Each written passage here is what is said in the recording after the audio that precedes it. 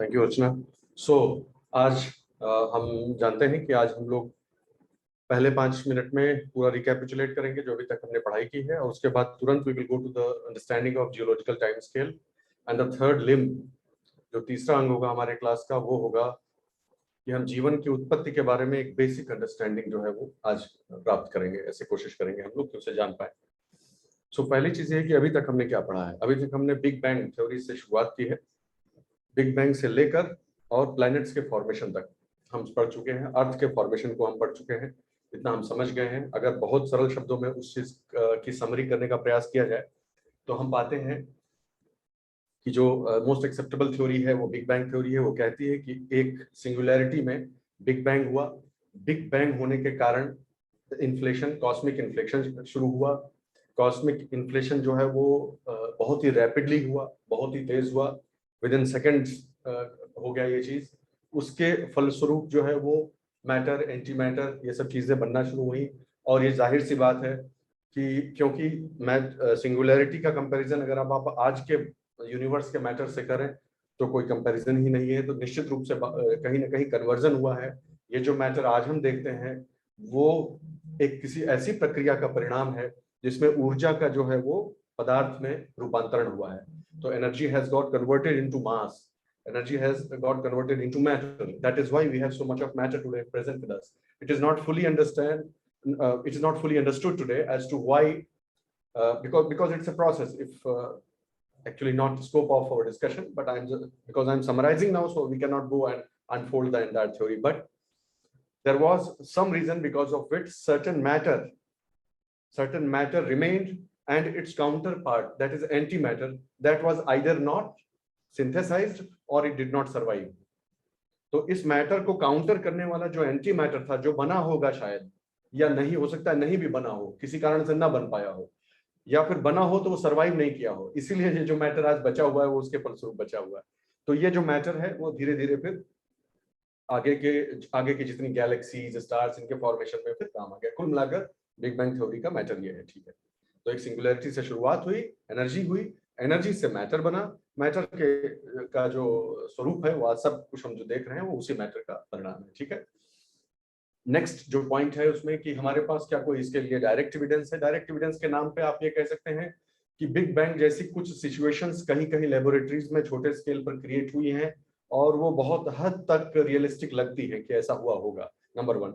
Number two, उस समय जो 3,80,000 साल जब हुए थे इस घटना को, उसके उस समय एक आपको मैं बता चुका हूं कि एक विशेष प्रकार की तरंगे जो है वो उत्पन्न हुई थी, जो कि अभी भी इस ब्रह्मांड में मौजूद हैं, जिन्हें आप जानते हैं कि माइक्रोवेव रेडिएशन जो उस समय निकला था, माइक्रोवेव, कॉस्मिक माइक्रोवेव बैकग्राउंड जो रेडिएशन है, सीएमबी रेडिएशन उस समय बना था, वो आज उसके सबूत के तौर पे काम करता है, ठीक है, उसको भी जाने दीजिए। नेक्स्ट चीज जो हमने पढ़ी कि जब एक बार गैलेक्सीज का निर्माण प्रारंभ हो गया तो गैलेक्सीज से फिर जो है धीरे धीरे स्टार्स का जनरेशन शुरू हुआ। गैलेक्सीज के वो हिस्से जो डस्ट और गैस इसके बने हुए होते हैं, जिनसे आगे सितारों का निर्माण होता है, उन्हें हम क्या कहते हैं, नर्सरी, स्टार नर्सरीज, ठीक है, या स्टेलर नेबुला बोलते हैं। उन्हीं से जो है वो स्टार्स का निर्माण होता है। स्टार्स कैसे बन जाते हैं? एक तो सबसे पहली बात घटना जो होती है कि डस्ट और उसका जो क्लाउड है वो अपने ऊपर कंप्रेस होकर कोलैप्स हो जाता है, कोलैप्स होकर एक डिस्क में बन जाता है, और डिस्क जो है वो घूमती रहती है, स्पिन करती रहती है, ऐसे समझ लीजिए। फिर क्या होता है, उस डिस्क में पाया जाने वाला जितना भी द्रव्यमान है, कह लीजिए कि उसका 99.8% जैसा बीच का जो स्टार है कोर बनाने में वो खर्च हो जाता है, ठीक है। सिंपल सा एक अंडरस्टैंडिंग है, बहुत इसको साइंटिफिक या मैथमेटिकल एक्यूरेसी की दृष्टि से नहीं देखेंगे हम, समझने के लिए, स्टोरी समझने के लिए। And thereafter what happens, the rest of the material that is left out, that becomes the source of material for the planets to form around that star, and that is how a solar system is born. जब planets की बात की जाएगी कि planets कैसे बनते हैं, तो आप इस चीज को समझ चुके हैं कि दो तरह से प्लैनेट्स का निर्माण हो सकता है। अच्छा, स्टार्स का भी दो तरह का हो सकता है, जान गए हैं आप। एक रास्ता है कि वो एवरेज साइज का स्टार हो, एक रास्ता है कि बहुत बड़े साइज का स्टार हो बन जाए।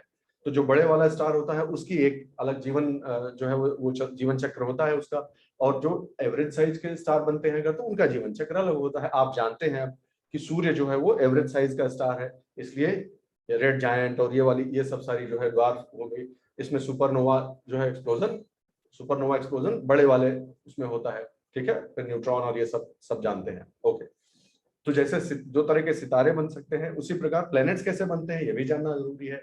तो प्लैनेट्स कैसे बनते हैं, यही जो जो मटेरियल चारों तरफ बचा हुआ था उसमें छोटे छोटे जो कण हैं, पार्टिकल्स हैं, वो आपस में एक्रीशन के द्वारा जुड़ते जाते हैं, एस्टेरॉइड्स बन जाते हैं, इससे यही सब बनता है। जो बड़े बड़े जो अपने आकार में बड़े होते जाते हैं उनको वो आगे चलकर प्लैनेट्स के निर्माण में भाग ले लेते हैं। जो उतना बड़े आकार में नहीं आ पाए या उस प्रक्रिया का हिस्सा नहीं बन पाए, वो आज भी एस्टेरॉइड्स के तौर पे जान ही रहे हैं, आप ब्रह्मांड में घूम रहे हैं। पूरी की पूरी एस्टेरॉइड बेल्ट है हमारे, आप जानते ही हैं कि 4 जो अंदरूनी प्लैनेट्स हैं उसके बाद एक एस्टेरॉइड बेल्ट आती है। तो ये वही मटेरियल है जो नहीं इस्तेमाल हो पाया बनने में, ठीक है। तो भाई प्लैनेट्स जो है वो इस तरह का बन गया। अब आप जानते हैं कि ये सारा जो जो कौन सा सिद्धांत है वो जो प्लैनेट्स के बनने को गवर्न करता है, कौन सा सिद्धांत है वो। तो सिद्धांत सिंपल सा ये है कि सूरज से जब दूरी बढ़ती है तो अलग अलग मटेरियल अपने अपने मेल्टिंग पॉइंट के हिसाब से अलग अलग जगह पर जो है वो सेट हो जाता है। जहां आप समझ सकते हैं कि पानी जैसे है, वाटर कंटेनिंग मटेरियल कोई है तो वो सूरज के बहुत करीब नहीं रह सकता, इवेपोरेट हो जाएगा ना, वहां तो वो जिंदा ही नहीं रह सकता। इसलिए वो पीछे की तरफ आके जहां पर 0 डिग्री के टेम्परेचर के आसपास हो वहां जाके वो सॉलिड रूप में रह सकता है, वरना फिर वो सॉलिडिफाई नहीं हो पाएगा। ठीक बात है। तो इस प्रकार से टेम्परेचर के हिसाब से, उचित टेम्परेचर और अपने जैसे कहते हैं कि फिजियोकेमिकल रिएक्शन के हिसाब से, रिस्पॉन्स के हिसाब से वो अरेंज हो जाते हैं। ठीक है, हमने ये भी सीखा कि ये जो पूरी लाइन है सूरज से लेकर और बाहरी ब्रह्मांड तक, उसमें हाइड्रेशन का जो परसेंटेज है, यानी water as a molecular, water जो मॉलिक्यूल के रूप में जो है, चाहे एलिमेंटल हो चाहे किसी दूसरे उसके साथ जुड़ा हुआ हो, किसी भी रूप में वाटर पाए जाने की संभावना बाहर की तरफ ज्यादा है। ऑब्वियसली अब आप जानते हैं। तो जितना भी ठोस टाइप के मटेरियल थे वो सब सूरज के आसपास सरवाइव कर पाए, जो जो गैस लिक्विड इस सब टाइप के थे वो उधर रहे, ठीक है, बाहर की तरफ चले गए। अब आप ये भी जानते हैं कि इसीलिए पहला, दूसरा, तीसरा और चौथा जो प्लेनेट है, बुध, शुक्र, पृथ्वी, मंगल, इनको हम क्या बोलते हैं, टेरेस्ट्रियल प्लैनेट्स बोलते हैं। और उसके बाद के जो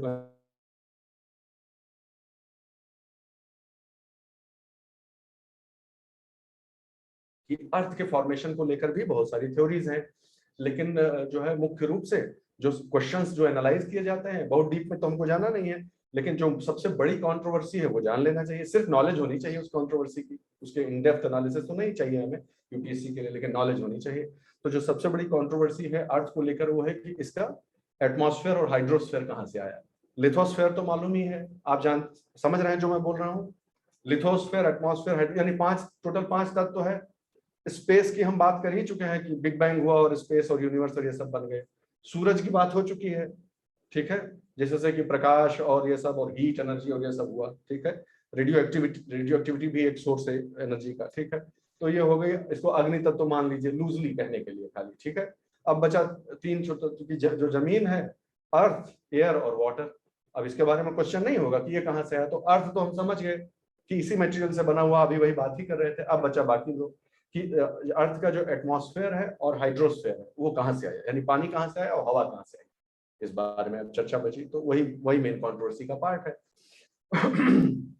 आप में से कुछ विद्यार्थियों ने बताया भी कि सर एनसीईआरटी हम पढ़ रहे थे तो उसमें लिखा हुआ था, आदित्य से बात हो रही थी, आदित्य ने बताया कि सर एनसीईआरटी में लिखा हुआ है कि जो अर्थ में जो भी वाटर वेपर है या जो पानी है वो अंदर से रिलीज हुआ है, ज्वालामुखी से जो वाटर वेपर आया है और इस प्रकार अर्थ के ऊपर वाटर है। That cannot sufficiently explain the presence of all the water on earth. Okay? तो ये एनसीईआरटी तब की लिखी हुई हो सकती है शायद, मेरा गेस है, जब ये नई थ्योरीज, लेटेस्ट थ्योरीज अवेलेबल नहीं थी। अभी जो लेटेस्ट थ्योरी है वो क्या कहती है कि जो है इस बात को नकारा नहीं जा सकता है कि अर्थ के ऊपर जो भी पानी आया है उसका काफी बड़ा हिस्सा जो है वो बाहर से आया है, बाहर से डिलीवर किया गया है, और उसके लिए सफिशिएंट आइसोटोपिक स्टडीज के जो है वो एविडेंसेस भी अवेलेबल हैं, ठीक है। तो ये बात हो सकती है कि कुछ पानी जो है वो अंदर से आया हो, क्योंकि अल्टीमेटली अर्थ जो बनी है वो किससे बनी है, वही मटेरियल से बना है, वही मटेरियल जिसकी बम्बार्डमेंट हुई होगी बाद में जो पानी कह रहे हो, तो अर्थ भी तो उसी से बना हुआ है। लेकिन उस थ्योरी में एक क्वेश्चन है, बस वो बता के आगे बढ़ जाएंगे। ये जो थ्योरी है कि अर्थ के अंदर से ही पानी आया होगा, इस थ्योरी में एक बहुत बड़ी प्रॉब्लम है। और इस थ्योरी में प्रॉब्लम वो है जो अभी अभी सिद्धांत हमने डिस्कस किया, वही इसकी सबसे बड़ी प्रॉब्लम है। और क्या है, क्या सिद्धांत डिस्कस किया कि सूर्य से, आप देखिए इसे और आप समझ लीजिए जल्दी से, जब ये बात तय हो गई है दोस्तों कि सूर्य से दूरी बढ़ने के साथ यहाँ कहीं इधर कहीं आके आउटर सोलर सिस्टम में पानी जो है वो उस क्रिस्टल रूप में और वो वहां सरवाइव किए होंगे। जब ये बात आप कह रहे हैं और अर्थ इतना नजदीक जब क्रिस्टलाइज हुआ है तो उस टेम्परेचर पे पानी यहाँ बचा कैसे होगा? अर्थ के अंदर भी जो मटेरियल यूज हुआ है उसमें पानी कहाँ बचा होगा? वो तो अंदर वाले घेरे में है ना। You got the controversy, that's the problem with that theory. जो एनसीईआरटी में लिखा है उस थ्योरी का ये प्रॉब्लम है कि वो इस चीज को एक्सप्लेन नहीं कर पा रहा है, हालांकि अभी बहुत हाईली डिबेटेड है और इसलिए इसमें हमको जाना नहीं। ठीक है, दोनों के थोड़े थोड़े साक्ष्य मिलते हैं, लेकिन इंक्रीजिंग एविडेंस है इस चीज को लेकर कि हम ये नहीं कहते कि सारा पानी आया होगा, लेकिन एक बहुत बड़ा हिस्सा पानी बाहर से डिलीवर हुआ है, दैट्स ऑल। इससे ज्यादा जाने की जरूरत नहीं है। आगे बढ़ जाते हैं। फिर हमने और क्या सीखा? हमने सीखा कि अलग अलग कंपोजिशन के जो अंदर के 4 प्लेनेट हैं और जो बाहर के 4 प्लेनेट हैं उनका कंपोजिशन अलग अलग है। हमने ये भी सीखा कि कौन किस चीज का बना हुआ है। आप समझ सकते हैं इस बात को कि इनका जो कंपोजिशन है, इनका कंपोजिशन रफली उसी तरह का है जैसा कि बाकी यूनिवर्स में जो सन 1 का है, यानी हाइड्रोजन इसमें मेजॉरिटी में पाया जाता है और हीलियम जो है वो एक, अगर यूनिवर्स का आप एवरेज निकालेंगे ना, पूरे यूनिवर्स का एवरेज अगर निकालेंगे तो कहा जाता है कि 2/3 लगभग 2/3 जो है वो हाइड्रोजन है, थोड़ा और 24% जैसा समझ लीजिए कि हीलियम है और बाकी 1% में सब कुछ है। इस प्रकार से सन जो स्टेलर कंपोजिशन है वो ऐसा माना जाता है। ठीक है, तो ये भी आप समझ गए, इनका भी अंतर समझ गए। इसी बात की चर्चा करते करते हम इस पर आए थे कि हमने बिग बैंग समझ लिया, हमने जो है यूनिवर्स को समझ थोड़ा बहुत जान लिया, सोलर सिस्टम जान लिया, प्लैनेट्स को जान लिया। अब बताइए कि उसके आगे क्या है? तो उसके आगे आप समझ सकते हैं कि जो भी एविडेंस मिलेगा वो किस चीज से मिलेगा? जो भी एविडेंस इसके आगे क्या हुआ होगा, उसका जो भी एविडेंस मिलेगा वो रॉक्स से मिलता है। ठीक है, तो इसीलिए कहा जाता है कि जो चट्टाने हैं, धरती पर पाई जाने वाली जो चट्टाने हैं, वो उसके अतीत की किताब है। उन्हीं में वो सारे राज जो है वो दफन है। सारी स्टोरी है, अर्थ की जो स्टोरी है उसकी रॉक में रिकॉर्डेड है। तो रॉक्स का जो जियोलॉजिकल स्टडीज होती हैं उनसे ही सारी इंफॉर्मेशन मिलती है। कभी कभी कॉन्टिन्यूअस रिकॉर्ड्स मिल जाते हैं तो कहानी एक के बाद रखना आसान हो जाता है। कभी कभी कुछ मिसिंग लिंक होते हैं। मिसिंग लिंक क्यों होते हैं बताइए जरा, कि धरती की जो पूरी हिस्ट्री है क्यों नहीं इजीली मिल जाना चाहिए? इसको किसने डिस्टर्ब किया है? आदमी तो सरफेस पे ही रह रहा है, तो बाकी नीचे से लेकर ऊपर तक पूरा हिस्ट्री सब मिल जाना चाहिए। जितने भी रॉक्स, इधर पानी आया, कौन सी चट्टान से आया, सब मिलना चाहिए। नहीं, एक प्रॉब्लम है उसमें, क्योंकि वो सारे साक्ष्य हो सकता है नष्ट हो गए हो। किससे नष्ट हो गए हो?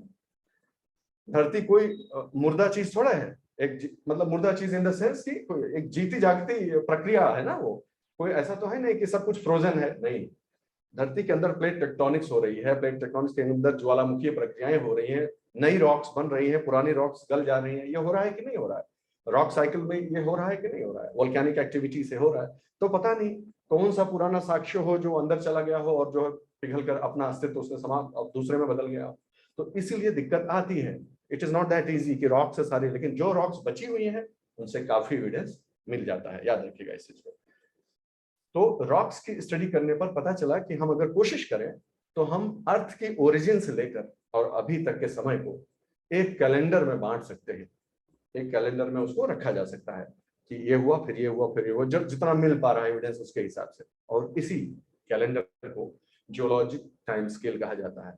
यही जियोलॉजिक टाइम स्केल जो है वो हम आज पढ़ने का प्रयत्न करेंगे, उसको समझने की कोशिश करेंगे। ठीक है, तो किस प्रकार के एविडेंसेस मिलते होंगे?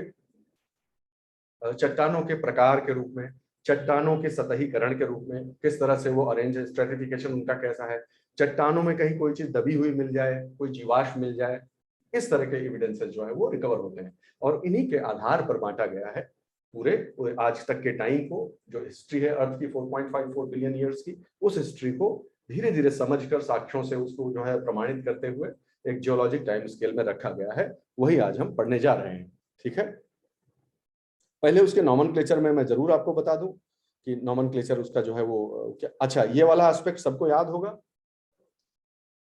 कि जब आप जैसे ही चट्टानों का ये सब स्टडी करने लगे ना तो आपको पता लगे कि अरे भगवान, बीच बीच में तो ऐसा ऐसा समय आया है कि पूरा साफ धरती का एकदम स्वरूप भी बदल गया है। तो जब ये बात आएगी तो ये प्रश्न, दूसरा प्रश्न तुरंत ही उठ जाएगा। नैसर्गिक प्रश्न, एक नैसर्गिक जिज्ञासा होगी व्यक्ति में कि कौन था डिस्टर्ब करने वाला, अर्थ को डिस्टर्ब करने वाला। सूरज अपनी जगह पर, अर्थ अपनी जगह पर, फिर यहाँ परिवर्तन क्यों हो रहा था इतना? तो पता चला उसके बहुत डीपली स्टडी किया गया कि कुछ बाह्य कारक हैं और कुछ आंतरिक कारक हैं। बाह्य कारक के आपने तीनों जो है वो चीजें आपको मैं बता चुका हूं कि ये 3 कारण हो सकते हैं। तो अब देखते हैं कि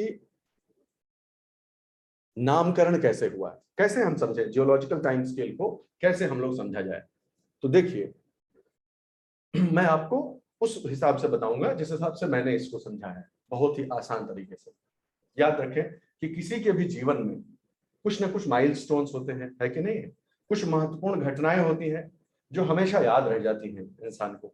आपके अपने जीवन की ही घटनाएं ले लीजिए, जैसे किसी के यहाँ कब पहला बच्चा हुआ था, या जो शादी कब हुई थी, या कब हम हमारा किसी पर्टिकुलर चीज में सिलेक्शन हो गया था, या कब हम एमएससी पास हुए थे। जो भी महत्वपूर्ण घटनाएं, व्हाटएवर, जो भी महत्वपूर्ण, जिन्हें आप महत्वपूर्ण मानते हैं, वो अपनी छाप छोड़ जाते हैं। और कई बार जैसे हम और आप बात करते समय कभी बात करें ना कि कोई फोटो पुरानी आ जाती है तो हम क्या कहते हैं कि अरे ये तो हमारे शादी से पहले का फोटो है ना।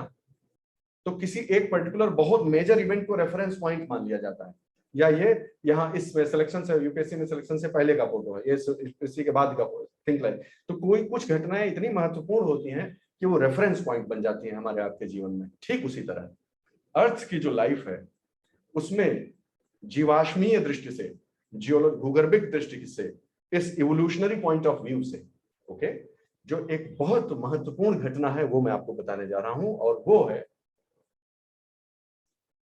जब धरती पर जीवन अपने सबसे विस्तृत रूप में था, और जिसे कहते हैं सबसे डाइवर्स फॉर्म में था, बहुत अच्छे से फल फूल रहा था, जिस पीरियड में सबसे ज्यादा डाइवर्सिटी और life was almost at its best in terms of the diversity and evolutionary radiation. जो जितने जितने तरह के जीव जंतु, इतनी स्पीशीज, इतना ये इंटरेक्शंस, इतने आपस में जो है वो आदान प्रदान, भौगोलिक घटनाएं, भूगर्भिक घटनाएं और बायोलॉजिकल इवोल्यूशन, ये सब अपने चरम पर जो माना जाता है कि इतना जबरदस्त हुआ इस बीच में कि पूछिए मत। ठीक है, इसको उस दृष्टि से नहीं देखिएगा कि सर लेकिन आज सबसे ज्यादा हम लोग तो सबसे ज्यादा एडवांस की बात नहीं करता हूँ। जो भी स्टेज में लाइफ सबसे ज्यादा फली फूली खूब उसने कवर कर लिया, स्प्रेड हुई खूब जोर से, इवोल्यूशन उसका बहुत जो है रैपिड हुआ, और डाइवर्सिटी, स्पेशली डाइवर्सिटी से के दृष्टिकोण से उस खंड, जो उस कालखंड के पहले ऐसा कभी नहीं हुआ था, मैं ये कह रहा हूं। वही हमारा रेफरेंस पॉइंट बन जाता है, और उस रेफरेंस पॉइंट को please note it down, that reference point is called Cambrian. Okay, इस शब्द को पहले आप समझ लीजिए, तब मैं बाकी का बताना शुरू करता हूं। सबको समझ में आ गया है? मैं ये कह रहा हूं कि अगर पूरी टच स्क्रीन नहीं है ना भाई, ऐसे समझ लीजिए, अभी नाम नहीं भी दिख रहा हो तो भी कोई बात नहीं, पढ़ नहीं पा रहे हो तो भी कोई बात नहीं। मैं कह रहा हूं अगर ये पूरी हिस्ट्री है, ठीक है, अगर इसे आप पूरी हिस्ट्री मान लें, ठीक, तो आप कोई एक ऐसी लकीर मैं अभी खींच दूंगा, वो जो लकीर होगी वहां सबसे ज्यादा, जिसे कहते हैं सबसे ज्यादा जो है वो डाइवर्सिटी के मामले में वो था। और ये लकीर मैं खींचने जा रहा हूं आपके सामने, वो लकीर यहां से ऐसे खींची जा सकती है, ऐसे करके, ठीक है। ये जो फेज है, ये जिसे कैम्ब्रियन, देखिए कैम्ब्रियन यहां पर लिखा हुआ है। इस लाइन को सबसे पहले मस्तिष्क में बैठा दीजिए। मैं जियोलॉजिक टाइम्स के लिए इस हिसाब से पढ़ा रहा हूं कि इससे संबंधित कभी किसी भी परीक्षा में कोई भी प्रश्न आए तो भले ही आपको तथ्य याद नहीं हो, लेकिन कॉन्सेप्ट के बेसिस पे आप एलिमिनेट कर ले जाएं, इतना कम से कम आपको आ जाए। तो कैम्ब्रियन वो एरा है, समझ लीजिए, वो युग है, या वो टाइम डिवीजन है, समझिए, ये वो कालखंड है। उसी के दौरान उस अवधि को मानिए रेफरेंस पॉइंट, और फिर हम पढ़ना शुरू करें तो मजा आ जाएगा, फिर आपको समझ में आ जाएगा। ठीक है, तो कैम्ब्रियन से पहले और कैम्ब्रियन के बाद सोचिए, इतना इंपॉर्टेंट है कैम्ब्रियन कि उसके पहले जो कुछ भी था उसका इसी पे एक, जैसे निक नेम नहीं कहते हैं, निक नेम, उसका निक नेम है। आपको ध्यान नहीं होगा कि वो, एक उदाहरण मैं आपसे पूछता हूं, जो लोग रामायण वगैरह के बारे में थोड़ा बहुत जानते हैं उनसे मैं प्रश्न करता हूं कि जो सबसे आखिरी का जो, जिसे कहते हैं कि लास्ट के जो एपिसोड्स कह लीजिए, या जो चैप्टर्स हैं या जो खंड है, वो क्या कहलाते हैं रामायण में? उसे क्या बोलते हैं? उत्तरकांड। तो उत्तर in reference to what? The main story, isn't it? जो मेन जो स्टोरी है, जो मेन स्टोरी लाइन है, उसी के रेफरेंस में आप बोल रहे हैं ना कि उत्तरकांड, उत्तरकांड का मतलब हुआ बाद का, तो किसके बाद का, जो मेन स्टोरी है उसके बाद का। ठीक इसी तरह से अगर आप इसमें यहां पर निर्धारित करना चाहें तो एक पर्टिकुलर इवेंट है, उस इवेंट से पहले और इस इवेंट के बाद दो भाग में बांट दिया गया है। तो ये इतना महत्वपूर्ण है, कैम्ब्रियन जो है वो इतना महत्वपूर्ण है दोस्तों कि उससे पहले जो भी युग आए उनको सबको इकट्ठा करके एक नाम दे दिया गया, प्री कैम्ब्रियन। इतना महत्वपूर्ण है ये, ठीक है। Pre Cambrian scientifically accepted nomenclature नहीं है। क्यों? क्योंकि उनका पहले ही नाम दिया गया है भाई, उनके अपने नाम है, लेकिन ये घटना इतनी महत्वपूर्ण हो गई कि इसके आधार पर सबको एक क्लब कर दिया गया, कह रहे छोड़ो ना, इससे पहले जो भी था वो तो सब प्री कैम्ब्रियन बोल दो। इसलिए इतना महत्वपूर्ण है ये मैं आपसे कहना चाह रहा था, ठीक है। अब आप देखना शुरू कीजिए। अब हमको एक रेफरेंस पॉइंट मिल गया, अब हम देखते हैं कि उससे पहले क्या था और उसके बाद क्या था। अब कोई दिक्कत नहीं है, अब हम जियोलॉजिक टाइम स्केल को समझना शुरू करते हैं, ठीक है। देखिए ये जो खंड देख रहे हैं आप, ये उसके पहले का है। आपकी स्क्रीन पर जो इस समय है वो उसके पहले की सारी घटना है। तो बताएं, हम लोग जो अभी तक पढ़ा है हमने अपनी जानकारी के हिसाब से बताइए कि हमने अभी तक क्या क्या पढ़ा है। अब हम जानते हैं, मैंने अभी बताया कि ये पूरा प्री कैम्ब्रियन फेज कहलाता है, हालांकि उनके अपने अपने नाम हैं। ये देखिए, अच्छा एक चीज और बता देते हैं कि हमारा रेफरेंस पॉइंट तो हम समझ गए, लेकिन साइंटिस्ट लोग क्या नाम देते हैं भाई किसी को अगर देना होता है तो। देखिए उन्होंने ऐसे बांटा है, सबसे पहली लाइन देखिएगा। अरे आप लोग जो जो थोड़ा सा जिसे कहते हैं पौराणिक शास्त्रों वगैरह में इंटरेस्ट रहते हैं, वो पूरा हमारा भी तो क्लासिफिकेशन नहीं बना हुआ है। जैसे कलयुग बोलते हैं आप, कलयुग, तो युग की भी अपनी एक टाइम लिमिट की गणना है। ये इतने कल्प, इतने युग, ये सब पूरा डिवाइडेड है, प्रॉपर हायरार्की में डिवाइडेड है। ठीक उसी तरह से जो जियोलॉजिक टाइम है उसको भी कुछ कैटेगरीज में बांटा गया है। जो सबसे बड़ी कैटेगरी है उसे इयॉन कहते हैं, इयॉन। उसमें एरा होता है, एरा में पीरियड, पीरियड में एपॉक, ठीक है। इस तरह से ये चार, बस ये याद रखिए, वो तो रिमार्क्स में है, इयॉन, एरा, पीरियड, एपॉक। तो सबसे बड़ी यूनिट हो गई इयॉन, फिर एरा, और फिर पीरियड, और फिर एपॉक। इनमें इन भागों में इनको बांटा गया है। तो हम जो अब पढ़ने जा रहे हैं, अब वापस आ जाइए और अब आपको समझने में आसानी हो जाएगी।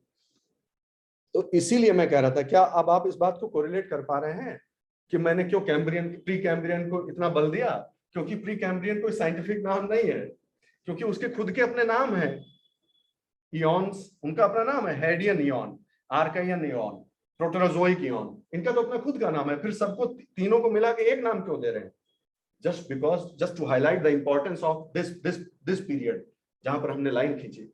ये कैम्ब्रियन है, इससे पहले का सब प्री कैम्ब्रियन है। ये एक निक नेम है, ठीक है, निक नेम कहते हैं जिसे, साइंटिफिक नेम नहीं है। ऑलराइट, कोई बात नहीं। तो अब हम देखते हैं कि पहला, जो सबसे पहला इयॉन है हिस्ट्री में, वो क्या है, ठीक है। वहीं से शुरुआत हमने तय किया था कि हम ज्योग्राफी वैसे ही पढ़ेंगे जैसे ये घटित हुई। तो जल्दी से इसको खत्म करते हैं पढ़ के। इसको आपके मन में विचार आ सकता है कि सर इससे सवाल तो आएगा नहीं। मुझे लगता है कि इसकी अंडरस्टैंडिंग से बहुत, जिसे कहते हैं कंसेप्चुअल लेवल पे, बहुत आपको बेनिफिट होगा। और बहुत ज्यादा समय भी नहीं लगता है, 10-15 मिनट का खेल है। इस जियोलॉजिक टाइम स्केल को अच्छे से समझ लेते हैं। तो सबसे पहला जो, अगर आपको दिख रहा है तो आप थोड़ा सा इंडिकेट करिएगा, वरना मैं इसकी ब्राइटनेस अगर बड़ा, मुझे दिख तो रहा है। तो पहला है हेडियन। हेडियन जो है वो है, उसको कहते हैं हेलिश। उसका मतलब जो है वो हेलिश है। आप अगर इन शब्दों का नाम का अर्थ जान जाएंगे तो आपको बहुत आसान हो जाएगा इसको समझ लेने में, याद रख लेने में, ठीक है। हेडियन का मतलब होता है हेलिश, हेल के जैसा, नर्क के जैसा। यानी उस समय की परिस्थितियां जो थी वो ऐसी थी जैसे कि नर्क हो। नर्क को किस चीज से हमेशा जोड़ा जाता है कि सब कुछ जल रहा है, दहक रहा है, अग्नि की प्रधानता मानी जाती है नर्क में। नर्क में you will burn in hell, जैसे you will burn in hell. तो हेलिश का मतलब हुआ कि सब, ऑब्वियसली आप समझ सकते हैं कि यहाँ पर तो अभी तो अर्थ, फॉर्मेशन ऑफ अर्थ ही हुआ है। आप समझ सकते हैं कि 4540, चलिए लूजली कह लीजिए 4600 लिखा हुआ है। तो 4.6 बिलियन ईयर्स एगो तो अर्थ बनी ही है, बन ही रही है। तो उस समय कैसा माहौल रहा होगा? हम आपको बता चुके हैं कि कितना हैवी बम्बार्डमेंट हुआ था, याद आया सब? हैवी बम्बार्डमेंट हुई और अभी जो है वो पूरे पिघल गई अर्थ। पिघल जाने से जो है वो डिफरेंशिएशन हुआ, सारे हैवी मेटल्स जो थे नीचे चले गए और ये सब चल रहा था। तो बड़ी मुश्किल से जो है थोड़ा थोड़ा सूखना, ठंडा होना शुरू हुआ होगा अर्थ। तो ज्यादातर जगहों पे जल ही रहा है, स्मोकी टाइप का एनवायरमेंट है, इस तरह की परिस्थिति रही होगी। तो इसीलिए इस वाले एरा को हेडियन एरा कहते हैं। फाइन। उसके बाद आर्कियन, आर्कियन का मतलब होगा एंशिएंट, पुराना। यहां तक तो कुछ है ही नहीं, यहां तक तो हेल है, यहां तो जीवन की शुरुआत ही नहीं है एक तरह से कह लो, और यहां से जीवन की शुरुआत है, लेकिन कैसा जीवन, एंशिएंट, बहुत ही पौराणिक, पूर्व, बहुत ही अर्ली लाइफ, अर्ली टाइप की लाइफ जहां से शुरुआत हुई। तो वही बात है कि इसी बीच में यहीं पे कहीं पे ओरिजिन ऑफ लाइफ जो है वो हुई, और उसके बाद आर्कियन जो है वहां से जोड़ा जाता है। ठीक है, तो यहां पर मुझे आपसे 5 मिनट लेना पड़ेगा, मैं अच्छे से आपको समझाना चाहता हूं ये एस्पेक्ट। ठीक है, ज्योग्राफी तक ही लिमिटेड नहीं है ये कॉन्सेप्ट, बायोलॉजी जो आपका सब्जेक्ट है, साइंस बहुत जगह पे काम आएगा, एनवायरमेंट, तीनों से इंटरफेस रखता है। Next 5 minutes are going to be very very crucial and I will try to sum it up very succinctly. Okay, ध्यान से सुनिएगा मेरी बात। यह प्रश्न स्वाभाविक है कि इस बीच में उत्पत्ति जीवन की कैसे हुई। मैं रुक जाइए, रुक जाइए, मैं अपने शब्द वापस लेता हूं। मैं पहले आपको स्केल पूरी पढ़ा देता हूं, ओरिजिन ऑफ लाइफ पर मैं और थोड़ा सा एक डिटेल्ड आपको देना चाहता हूं, मैंने चाहता कि हड़बड़ तड़बड़ में खत्म हो जाए। तो चलिए, यहां पर ओरिजिन ऑफ लाइफ हुई, किस तरह का जीव सबसे पहले बना होगा, मैं हल्का सा तो बता ही देता हूं, कैसा जीवन उत्पन्न हुआ होगा। तो अगर ओरिजिन ऑफ लाइफ के कुछ प्रमाण मिले होंगे, ये हमको कैसे मालूम, हमें कैसे मालूम, इसका कुछ जीवाश्म मिला होगा, इसलिए हमको मालूम है। ठीक है, कुछ ना कुछ यहाँ पर हमको प्राप्त हुआ होगा, इसलिए हमको ये चीज मालूम है। इस बात को आप समझ लें। ठीक है,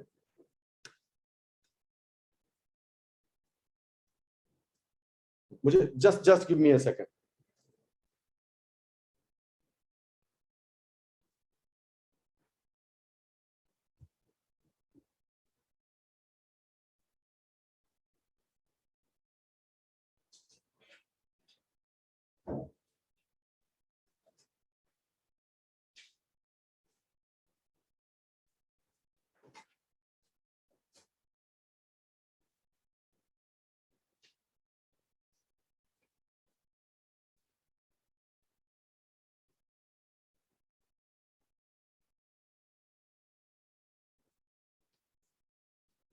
Yes, we are back into business. So I was saying that till this period of time, evidences of life as such have not been found. But what has been found? Organic carbon, ऐसा carbon जो कि जीवन, जिस प्रकार जिन जिन building block से जीवन बनता है, उस वैसा ही कार्बन जो है उसका एविडेंस इस वाले इयॉन में पाया गया है। तो यानी यहीं से कहीं से जीवन की, इन्हीं दोनों के बीच, हेडियन और आर्कियन के ही बीच में कहीं ओरिजिन ऑफ लाइफ जो है वो हुई है। ठीक है, सबसे, और यहाँ पर फॉर्मेशन ऑफ चंद्रमा बन चुका है। ठीक है, चंद्रमा यहाँ पर बन चुका है, और जो है जिसे कहते हैं कि वो हैवी बम्बार्डमेंट जो हुई थी वो सब हो चुकी है। अब उसके बाद धीरे धीरे जो है, तो प्रश्न क्या क्या उठेंगे बताइए जरा। जैसे ही आप कहेंगे कि यहाँ कहीं जीवन की उत्पत्ति हुई होगी, तो पहला प्रश्न क्या उठेगा कि क्या सर्कमस्टेंसेस रहे होंगे जिनमें जीवन की उत्पत्ति संभव रही होगी। नंबर 1 कि जो एनवायरमेंटल कंडीशन क्या थी जिसमें जीवन की उत्पत्ति हुई होगी। नंबर 2, कहाँ, eight which exact place on earth, which kind of ecosystem would have given birth to life. Number 2. Number 3, किन किन से मिलकर जीवन की उत्पत्ति हुई होगी। ठीक है, नंबर 4, जो पहला जीवन बना होगा उसका स्वरूप क्या रहा होगा। नंबर 5, वो क्यों सरवाइव कर पाया, क्या था उसमें ऐसा जो कि आगे बढ़ता गया। नंबर 6, अगर बीच में कहीं डिसकंटिन्यूटीज हैं उस पूरे एवोल्यूशन में, तो वो क्यों है, यहां तक एविडेंस मिलता है, फिर इसके बाद क्यों नहीं मिलता है, ऐसे कैसे सब गायब हो गया, फिर नया कहां से आ गया। इस तरह के जो है प्रश्न आपके मस्तिष्क में उठे, स्वाभाविक है। उन सभी का आंसर हम थर्ड लिम्ब में, जो लास्ट में हम पढ़ेंगे, लास्ट आधा घंटा में मैं आपको बताऊंगा। तो पहली बात ये आप समझ गए कि जीवन की उत्पत्ति यहाँ पर कहीं पर हुई थी, ऑर्गेनिक कार्बन का एविडेंस इसी में मिल गया था।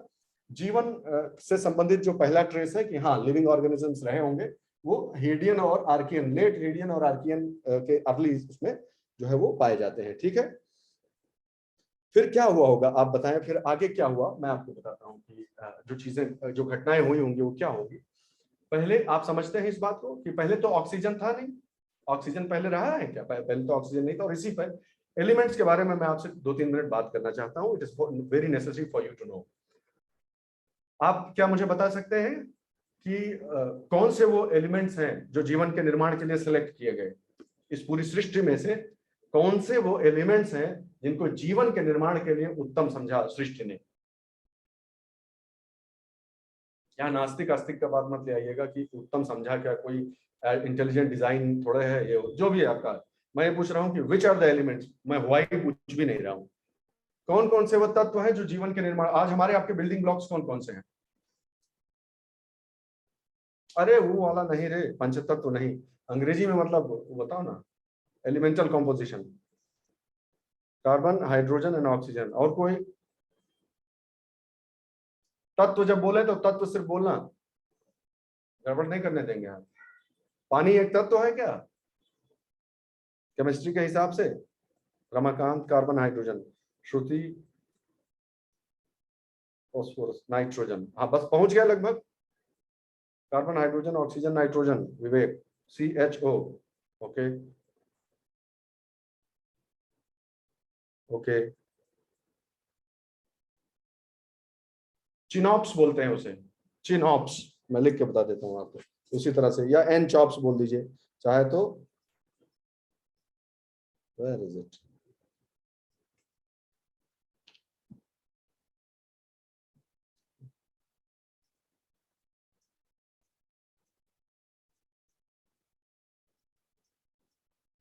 यही है घूम घुमा के आप, हम सब इसी से बने हुए हैं, carbon hydrogen nitrogen oxygen phosphorus sulphur, ठीक है।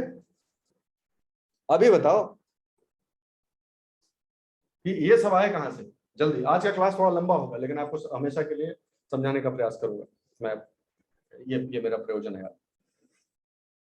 बताइए, अब इसमें आपका पार्टिसिपेशन जरूरी है, क्योंकि मैं समझता हूं कि बहुत सारे लोग जो है वैज्ञानिक पृष्ठभूमि से नहीं है, इसलिए इस कंसेप्ट को अच्छे से क्लियर करके ही आगे बढ़ेंगे, चाहे थोड़ा समय लग जाए कोई बात नहीं। ये कहां से आए? ये carbon hydrogen nitrogen oxygen phosphorus, ये सब कहां से आए? मैं पूछ रहा हूं कि ये यूनिवर्स में ही कहां से आए। चलिए यहां से शुरुआत करते हैं। इसमें वैज्ञानिक पृष्ठभूमि के, रसायन विज्ञान पढ़े हुए भी बहुत सारे अभ्यर्थी होंगे, मैं ऐसा समझता हूँ इंजीनियरिंग के छात्र होंगे। चलिए बताइए, आप लीड लीजिए और मेरे क्वेश्चन का जवाब जल्दी देना शुरू करिए। आप, कोई कह रहा है इंटीरियर ऑफ अर्थ से आए, ओके ओके फाइन। अच्छा, इस चीज को अच्छे से समझ पा रहे हो कि नहीं? एक छोटा सा ये फंडा समझ पा रहे हो कि नहीं, ये बताओ, एक मिनट। कई बार जो सिंपल सी चीजें हैं ना, वो हम नहीं समझ पाते हैं, या हम समझ इसको टेकन फॉर ग्रांटेड ले लेते हैं।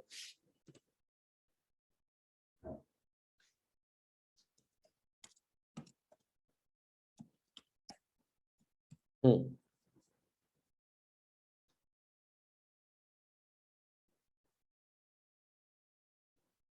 एक मिनट के लिए, खाली इलस्ट्रेटिव पर्पस के लिए, अगर मैं आपको दिखाना चाहूँ, चलिए ये वाला एक इमेज देख लीजिए, कि अगर इस इमेज की बात की जाए,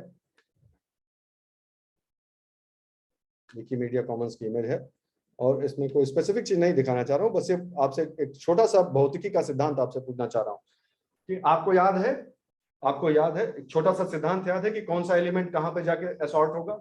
डिफरेंशिएशन जो शब्द इस्तेमाल किया था आपको याद है कि जब अर्थ बहुत ही गर्म हो जाएगी, ये हो जाएगा वो हो जाएगा, तो सब कुछ लिक्विड मोल्टन स्टेज में आ जाएगा, मोल्टन स्टेज में आ जाएगा तो हैवी एलिमेंट्स जो है वो केंद्र की तरफ जाएंगे, फिर उससे हल्का, फिर उससे हल्का, फिर उससे हल्का, फिर उससे हल्का। क्या आप जानते हैं कि ये जो डिफरेंशिएशन होता है वो डेंसिटी के आधार पर होता है, घनत्व के आधार पर? किसी को कोई शक? आई मीन सबको क्लियर है कि घनत्व के आधार पर इनका जो है ये डिफरेंशिएशन होता है, विभेदीकरण होता है कि कौन सा एलिमेंट कहां पे जाएगा।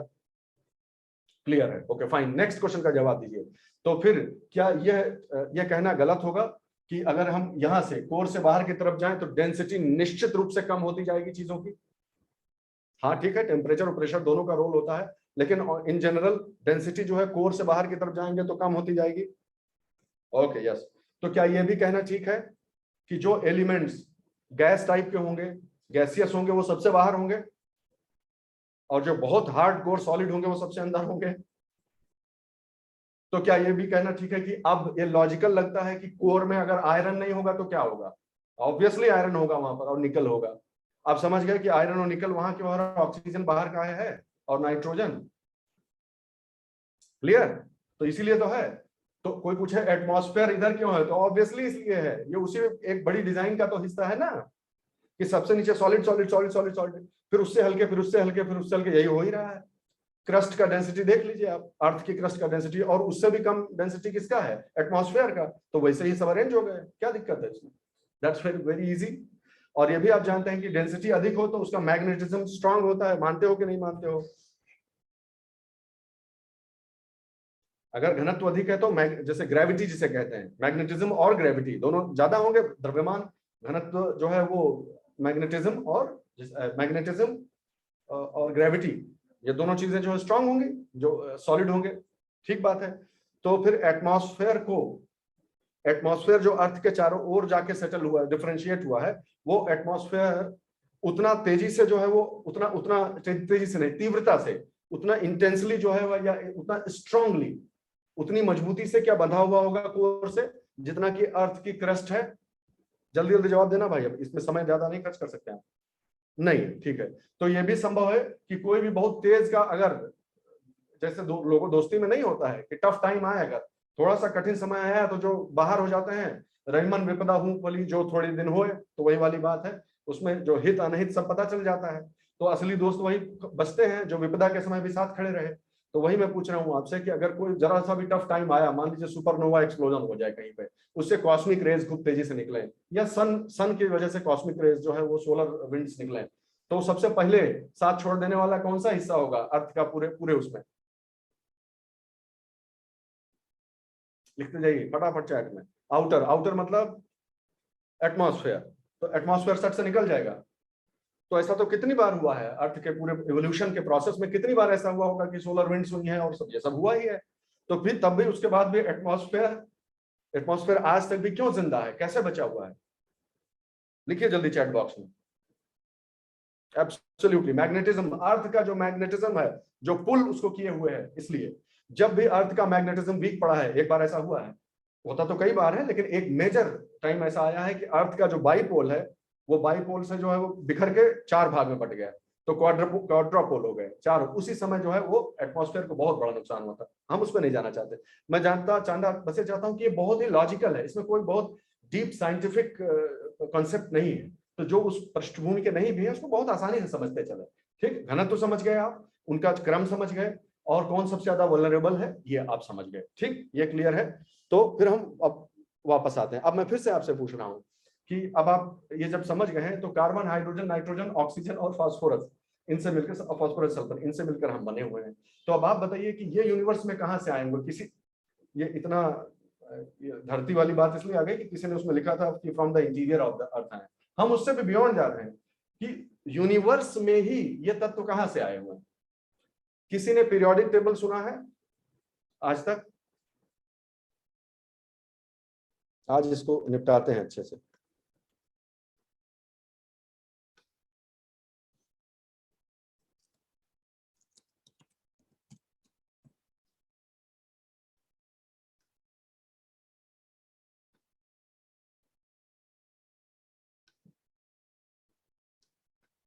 थोड़ा कॉपीराइट फ्री वाला सोर्स लिया जाए भाई, कहीं कोई एजुकेशनल पर्पस के लिए है, लेकिन फिर भी कहीं कोई बवाल ना हो जाए। हाँ, क्या आप सब लोग जनरल नॉलेज के तौर पर इस पर्टिकुलर टेबल से वाकिफ है? चैट बॉक्स में जल्दी जल्दी लिख डालिए, जल्दी से फटाक से। केमिस्ट्री में कहीं ना कहीं जिक्र कहीं ना कहीं आया होगा। ये पीरियोडिक टेबल किसने दिया था?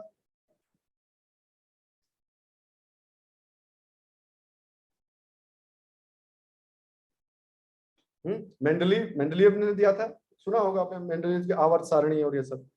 कोई बात नहीं, अगर किसी को नहीं पता है तो मैं बता देता हूँ।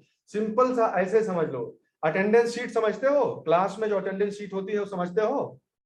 Roll number 1, roll number 2, roll number 3, roll number 4, ये सब लोग है कि नहीं, टिक लगाते जाओ। वह बस वही है।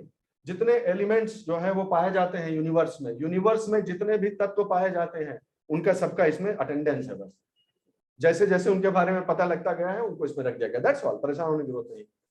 कुछ कुछ कहीं पढ़ा था मैंने कि ये सबसे one of the biggest, should I call it a discovery or invention, I don't know, the biggest findings you can say, this is one of the biggest contribution to science that humankind has ever made, periodic table। और कैसे पता चला था Mendeleev को? लोग कहते हैं कि यह भी उनके स्वप्न में आया था। ऑर्गेनिक केमिस्ट्री कोई पढ़ा हुआ बच्चा है? ऑर्गेनिक केमिस्ट्री पढ़े हुए हो? बेंजीन, बेंजीन का नाम सुना है? बेंजीन, बेंजीन का फॉर्मूला कैसे होता है, कैसे बनता है बेंजीन का फॉर्मूला? खैर ज्यादा उधर नहीं जाते हैं, बस ये समझ लो कि वो भी स्वप्न में, कैक्यूले ने उसका बेंजीन का फॉर्मूला दे दिया, वो भी उसको सपने में आया था कि जो सांप है वो एक दूसरे में लिपटे हुए हैं ऐसे। तो कई बार सेरेंडिपिटी जिसे कहते हैं तो वो हो जाती है। खैर वापस आ जाते हैं। तो ये पीरियोडिक टेबल क्या है? ये बताती है कि अभी तक कितने तत्व जो है वो पाए जा चुके हैं। ओके, अभी हमको लगता है 100 और आगे चला गया है क्या, वो ठीक है, कोई बात नहीं, ये सब बहुत ज्यादा कॉन्सिक्वेंस नहीं रखते हैं, मैं बताता हूँ अभी क्यों, ठीक है। तो जो जितने भी तत्व यूनिवर्स में पाए जा रहे हैं, ये सब कैसे पैदा हुए हैं, मैं ये आपसे सवाल पूछ रहा हूँ, इतना आसान नहीं, ये आए कहां से हैं। तो आप मुझसे काउंटर क्वेश्चन कर सकते हैं कि हम क्या जाने सर, हमसे क्यों पूछ रहे हैं, ये प्रश्न आ सकता है। गिरिजेश कुछ बोलना चाहते हो या फिर मेरे किसी प्रश्न के उत्तर में तुमने हैंड रेज किया है।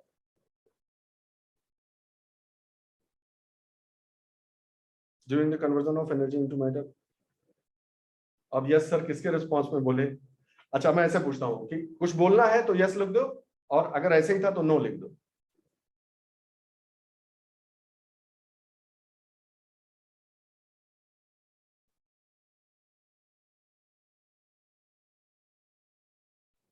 जल्दी जल्दी बोलो तो फिर आगे बढ़ा जाए। आंसरिंग द क्वेश्चन, अच्छा ठीक है, तो फिर आगे बढ़ते हैं, ओके फाइन। सो किसी ने अभी उसमें बोला कि बिग बैंग का ही समय बन गया था, ये बन गया था। मैं कह रहा था कि आप मुझसे प्रश्न पूछे कि सर हम क्या जाने, हमको कैसे पता चलेगा कि ये सब कहां से आए इतने सारे। क्यों, आपने सिंगुलरिटी से शुरुआत नहीं की थी, तो घूम घुमा के ये सब बने होंगे, तो कहां से बने होंगे, उस स्टेज के बाद ही बने होंगे ना, जब सब कुछ सिंगुलरिटी था, कोई डिफरेंशिएशन नहीं, कोई कुछ नहीं, सब कुछ इन्फिनिटी था, तो बना तो सब उसी से है, मैटर जितना भी मैटर बना है सब बना तो उसी से है। तो कैसे बना, ये स्वाभाविक प्रश्न है, उठना चाहिए जल्दी से, ये जीके की बात है, सब समझते जाइए। जो बिग बैंग है, बिग बैंग में मैटर बनाने का कितना समय मिला था, कॉस्मिक इन्फ्लेक्शन सेकेंड, 1 सेकेंड बस, दैट्स ऑल। सबसे सिंपलेस्ट और सबसे जो बताए नहीं थे कि ये बना, फिर प्रोटॉन बने, फिर पार्टिकल्स में जो है प्रोटॉन और न्यूट्रॉन और ये बने, ठीक यही तो पढ़े थे हम। तो सबसे सिंपलेस्ट जो है वो कौन है, प्रोटॉन ही तो है ये, एक तरह से देखो तो ये बना, तो समझ गए, हाइड्रोजन और हीलियम, हीलियम कहाँ हुआ, तो इसको हटा देते हैं, इसको बीच में कर देते हैं, फाइन। तो हाइड्रोजन, हीलियम और थोड़ा lithium, that's all, that's all. Big bang से बस इतना ही बना था। और अब आपको ले जाते हैं थोड़ा आगे, क्योंकि आप पढ़े हुए हो इसलिए आपको ये ध्यान से सुनना भाई, नहीं तो बोझ हो जाएगा, नहीं तो समझ ही नहीं पाओगे कि ये सब का बतकही हो रहा है। ये जो मैंने बताया था वो ऐसे ही नहीं बताया था, उस समय मैंने सोचा कि शायद इतनी डीप इन डेप्थ की जरूरत ना पड़े, लेकिन अब आप समझ लीजिए, ये जो चीज बताई थी इसका बहुत बड़ा प्रोफाउंड इम्पैक्ट है, बहुत बड़ा इम्पैक्ट है, जो आगे हम लोग जो बने हैं अस्तित्व में आए, ऐसा ही नहीं है। आपको बताना चाहता हूं कि हाइड्रोजन, हीलियम और if I correctly remember lithium, ये 3 ही सिर्फ बने थे बिग बैंग में। पीरियोडिक टेबल के बाकी कोई भी एलिमेंट्स, यानी यूनिवर्स में पाए जाने वाले बाकी एलिमेंट्स बिग बैंग में बनने का टाइम ही नहीं था, सिर्फ वो सिंपलेस्ट वाले बने थे बस, दैट्स ऑल, हाइड्रोजन, हीलियम और लिथियम, दैट्स ऑल। तो फिर बाकी कहां से आए, बाकी कहां से आए, अब डिपेंड करता है, 2 रास्ते हैं, दोनों रास्तों का अलग अलग कॉन्ट्रीब्यूशन है। कभी शायद ऐसा मुझे लगता है कि इस दृष्टिकोण से हम लोगों ने कभी पढ़ाई ही नहीं की होगी कि केमिस्ट्री ऐसे भी इसको देखा जा सकता है, लेकिन है तो सब उत्पत्ति यहीं से है, तो वी शुड नो। अगर ये रास्ता, अगर क्या, जिन जिन जिसे कहते हैं कालखंडों में ये घटना हुई, तो हजारों की संख्या में सब होता रहा है ना, तो इस रास्ते से, ये जो रास्ता है हमारा वाला, सूरज और फिर ये और फिर ऐसे ऐसे ये वाला रास्ता, इस वाले रास्ते से,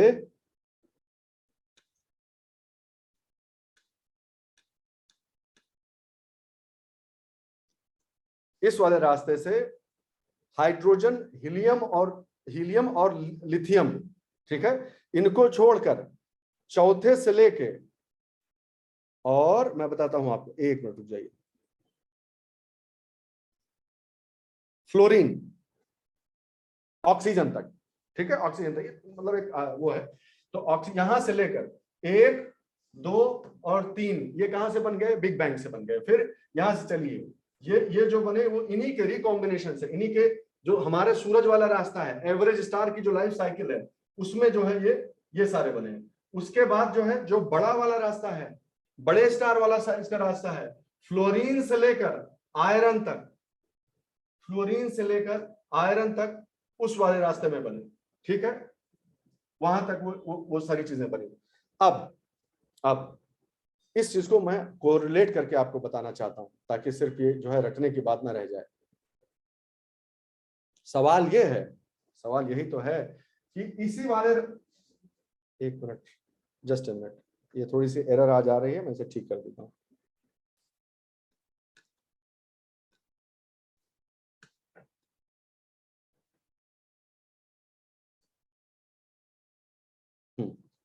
एक प्रश्न ये उठता है दोस्तों कि इस वाले रास्ते में आयरन क्यों बनता है और यहाँ पर बहुत कम छोटे छोटे कुछ ही एलिमेंट्स क्यों बन पाते हैं, आयरन तक यहाँ कैसे बन जाता है। मैं आपको बताऊं कि ये जो घटना होती है, ये जो बिग जायंट स्टार्स वाले की होती है, अंत में लास्ट का जो बहुत छोटा सा टाइम जो बचता है ना, जो छोटा सा समय बचता है, उसमें जो है ये चीज हाँ, उस टाइम में जो क्या होता है कि हाइड्रोजन और हीलियम में, ध्यान से सुने मेरी बात को, हम लोग इस वाले सन वाला जो रास्ता, हमारे सूरज वाला जो रास्ता है, उसमें मैंने क्या बताया कि हाइड्रोजन और हीलियम, हाइड्रोजन हीलियम सारा गेम इसका है। आज की तारीख में भी देख लीजिए क्या हो रहा है, हाइड्रोजन और हीलियम का ही तो रिएक्शन सब कुछ हो रहा है सूरज में। अभी सूरज अपनी आयु के किस पड़ाव पे है, हमारा जो सूर्य है वो अपनी आयु के किस पड़ाव पे है, लगभग आधे पे पहुंच गया है, लगभग आधे पे। यानी इसका क्या मतलब हुआ कि पहले तो खूब सारा हाइड्रोजन था, पूरा हाइड्रोजन था, और उसके ऊपर छोटी सी परत थी हीलियम की। अब हाइड्रोजन खर्च होता जा रहा है सारा, और हीलियम गज की जो मोटाई है वो बढ़ती जा रही है। यही तो हो रहा है कि हाइड्रोजन हीलियम में, हाइड्रोजन हीलियम में होता जा रहा है। फाइन, तो हाइड्रोजन हीलियम और थोड़ा बहुत लिथियम उधर समझ लीजिए बन गया, ठीक। अब इधर इधर का रास्ता क्या होता है, यहाँ एक बहुत इंटरेस्टिंग चीज होती है। हाइड्रोजन से हीलियम बनाने की जो ये प्रक्रिया है, इसमें होता क्या है, बड़े वाले स्टार में क्या होता है, मैकेनिज्म ऐसी होती है कि वो हीलियम को मान लेता है हाइड्रोजन। अब अगर मैं आपको खाली समझाने के लिए कहता हूं कि इस रास्ते में जो बड़ा वाला स्टार है वो कंफ्यूज कर देता है हीलियम को, हाइड्रोजन मान लेता है हीलियम को ही, और हीलियम को बिल्डिंग ब्लॉक के रूप में इस्तेमाल करने लगता है। हाइड्रोजन का नंबर क्या है 1, हीलियम का 2, तो 2 वाले को यूनिट मान के 2 दूनी 4, 2 3 6, 2 चौके 8। समझ गए बात को। इस तरह से वो बाकी एलिमेंट्स इसलिए सिंथेसाइज हो जाते हैं क्योंकि इस रास्ते में जब कॉम्बिनेशन शुरू होता है तो हीलियम से स्टार्ट होता है वो चीज। इसीलिए अब आप पीरियोडिक टेबल को ध्यान से देखेंगे अगर, तो देखिए इस पीरियोडिक टेबल में अब एक इंटरेस्टिंग जो बात मैं आपको बताने जा रहा हूं कि जितना भी इवन नंबर, मैग्नीशियम, सिलिकॉन, ये जितने इवन नंबर, ये देखिए कार्बन, कार्बन, ऑक्सीजन, अब आप करेंगे तो अब आपको समझ में आ जाएगा कि जो भी आप देखेंगे इवन नंबर वाले हैं, ठीक है, मैग्नीशियम हो गया, यही ऐसा देखने पर लगता है कि यूनिवर्स के, अगर पूरे यूनिवर्स की केमिकल एनालिसिस की जाए तो पाया जाता है कि जो इवन नंबर वाले हैं वो ज्यादा है, ऑड नंबर वाले कम है, इवन वाले ज्यादा है, ऑड नंबर वाले कम है। तो ये तो गजब की चीज है, ये कैसे हो सकता है। अब आप जानते हैं कि ऐसा इसलिए होता है। इसीलिए आप देखिए कि लाइफ में जो बिल्डिंग ब्लॉक के नाम पर कार्बन, हाइड्रोजन, ये सॉरी कार्बन और ऑक्सीजन, आज की तारीख में भी देख लीजिए ना कि क्या स्थिति है, यूनिवर्स की पूरी केमिकल कंपोजिशन हो चुकी है, एक तरह से एक्सट्रापोलेट उसे किया जा सकता है, और उसी से ये पाया गया है कि ये जो है इस वाली प्रोसेस है, जो बड़े वाले सितारे वाले प्रोसेस है, उससे बहुत इंपॉर्टेंट एलिमेंट्स बनते हैं और वो तभी सिंथेसाइज हो गए थे। तो अब आज जो हम लोग जो कार्बन, हाइड्रोजन, नाइट्रोजन, ऑक्सीजन जो भी लेके बने हुए हैं, ये सब जो हम हमारे शरीर में है, वो हमारी मेरी आयु 39 ईयर्स हो सकती है, लेकिन एक्चुअली हमको बनाने वाली जो चीजें हैं उनकी आयु बिलियंस ऑफ ईयर्स है। और सच पूछो, अगर एकदम रूट में जाना चाहो तो हमारी आपकी सबकी आयु क्या है, 13.7 बिलियन ईयर्स, क्योंकि जो कुछ भी बना था वो सब बिग बैंग में ही बना था। तो जितना ही प्रोटॉन वोटॉन सब है, ये सब तभी बना था ना, उसके बाद तो बना नहीं, उसके बाद सिर्फ उसका रिकॉम्बिनेशन हुआ। ये स्थिति है, अब आप समझ गए। और इनमें से carbon, nitrogen, hydrogen, oxygen, phosphorus, sulphur, इनको और भी बहुत सारे ट्रेस एलिमेंट्स हैं, लेकिन इनको मुख्य रूप से जीवन के बिल्डिंग ब्लॉक्स के रूप में चुना गया। ये बन गए, क्यों बन गए ये भी मैं आपको अभी बता सकता हूं, लेकिन ये साइंस टेक्नोलॉजी में जब पढ़ेंगे तब मैं आपको एग्जैक्टली बताऊंगा कि क्यों कार्बन, क्यों हाइड्रोजन, क्यों ऑक्सीजन, आखिर क्यों ऐसा, इन्हीं को क्यों चुना गया। ठीक है, अभी आप इतना जान लीजिए, और ये भी जान लीजिए कि जो रेशियो इन एलिमेंट्स का यूनिवर्स में है, मिलता जुलता रेशियो हमारे अंदर भी वही है, जीवन की उत्पत्ति में भी उन्हीं का है। तो we are made up of common stuff, there is nothing extraordinary, हम उसी चीज से बने हैं जिससे पूरा यूनिवर्स बना हुआ है, that you should know. Alright, तो ये भी आप समझ गए। अब अगर आप इतना समझ गए कार्बन, हाइड्रोजन, नाइट्रोजन, ऑक्सीजन, तो अब मैं आपको बताता हूं कि इस समय पर जो सिंपलेस्ट लाइफ जो इवॉल्व हुई होगी वो क्या हुई होगी। ठीक है, तो सिंपलेस्ट लाइफ में क्या होगा, कुछ एलिमेंट्स ऐसे आ गए होंगे जिनके सराउंडिंग सर्कमस्टेंसेस में कुछ ऐसी घटनाएं, कुछ ऐसे एनवायरमेंट बना होगा कि उसकी वजह से एक दूसरे से जुड़ गए होंगे, कुछ बायोकेमिकल रिएक्शन हुआ होगा। आप जानते हैं कि ये बायोकेमिकल रिएक्शन क्यों हुआ होगा? क्या आप समझते हैं इस चीज को कि बायोकेमिकल रिएक्शन होने के लिए दो काउंटर पार्ट की जरूरत होती है जो एक दूसरे के अपोजिट हो, एक रिड्यूसिंग हो, एक ऑक्सीडाइजिंग हो? आप समझते हैं, इतना जानते हैं केमिस्ट्री के अगर बेसिक पढ़ाए हुए हैं तो, कि भाई किसी को रिएक्ट करने के लिए एक रिड्यूसिंग और एक ऑक्सीडाइजिंग होना जरूरी है, ये बात भी आप जानते हैं। तो एक रिडक्टिव एनवायरनमेंट होना चाहिए और एक ऑक्सीडाइजिंग एनवायरनमेंट होना चाहिए। जब कभी इन दोनों का संयोग हो जाएगा और बायोकेमिकल जो बिल्डिंग ब्लॉक्स हैं वो वहां मिल जाए, तो हो सकता है जीवन को बनाने वाले मॉलिक्यूल्स बन जाए। तो इन्हीं एलिमेंट से रिडक्टिव और ऑक्सीडाइजिंग एनवायरनमेंट जब इकट्ठा हुआ होगा तो इन्हीं एलिमेंट से कंपाउंड्स बन गए होंगे, मॉलिक्यूल्स, बायोमॉलिक्यूल्स बन गए होंगे और उन्हीं से जीवन की उत्पत्ति होगी। अभी इतना ही सिर्फ जानिए, अब आगे बढ़ते हैं। तो सबसे पहले सबसे सिंपलेस्ट तरीके के जो ऑर्गेनिज्म बने होंगे, जो कि किसी तरह से एक सिंगल कुछ चीजें मिलकर इकट्ठा हो गई और वो किसी तरह जो है वो अपना रह सकती हैं, जिंदगी चला रही है, वो जो है वो कर सकते हैं। लेकिन सबसे शुरुआती दौर में ये जो नया नया जीवन बना है, उसके लिए मैं इस स्लाइड को कर ही देता हूं ताकि छुट्टी मिले हमेशा के लिए। ठीक है, तो पहला क्वेश्चन जो आता है कि शुरुआती जीवन कहां बना होगा। फर्स्ट क्वेश्चन, ये जीवन की उत्पत्ति हुई कहां, संभावना है होने की। बहुत सारी थ्योरीज दी गई है। ठीक है, किसी ने कहा कि ये सब मार्स से आया है, पैनस्पर्मिया हुआ है, मार्स से जो है वो सब आया है। जीवन को बनाने वाले जो मॉलिक्यूल्स हैं वो अर्थ के नहीं है, बाहर से आए हैं, एक थ्योरी। दूसरा, इंटरस्टेलर डस्ट, ये है पैनस्पर्मिया का कॉन्सेप्ट कि हाँ मार्स से नहीं, पूरे यूनिवर्स के से कहीं कहीं से आके गिरा है धरती पर और फिर बना है जीवन। तीसरा, प्रीबायोटिक सूप का कॉन्सेप्ट है। ठीक है, फिर चौथा, सबडक्शन जोन जो हॉट स्प्रिंग में, अब जगह की बात हो रही है। सबसे ज्यादा डिबेटेड 3 थ्योरीज सबसे ऊपर लिखी हुई हैं। सबडक्शन जोन, हॉट स्प्रिंग, ये क्या होता है? सबडक्शन जोन क्या होता है?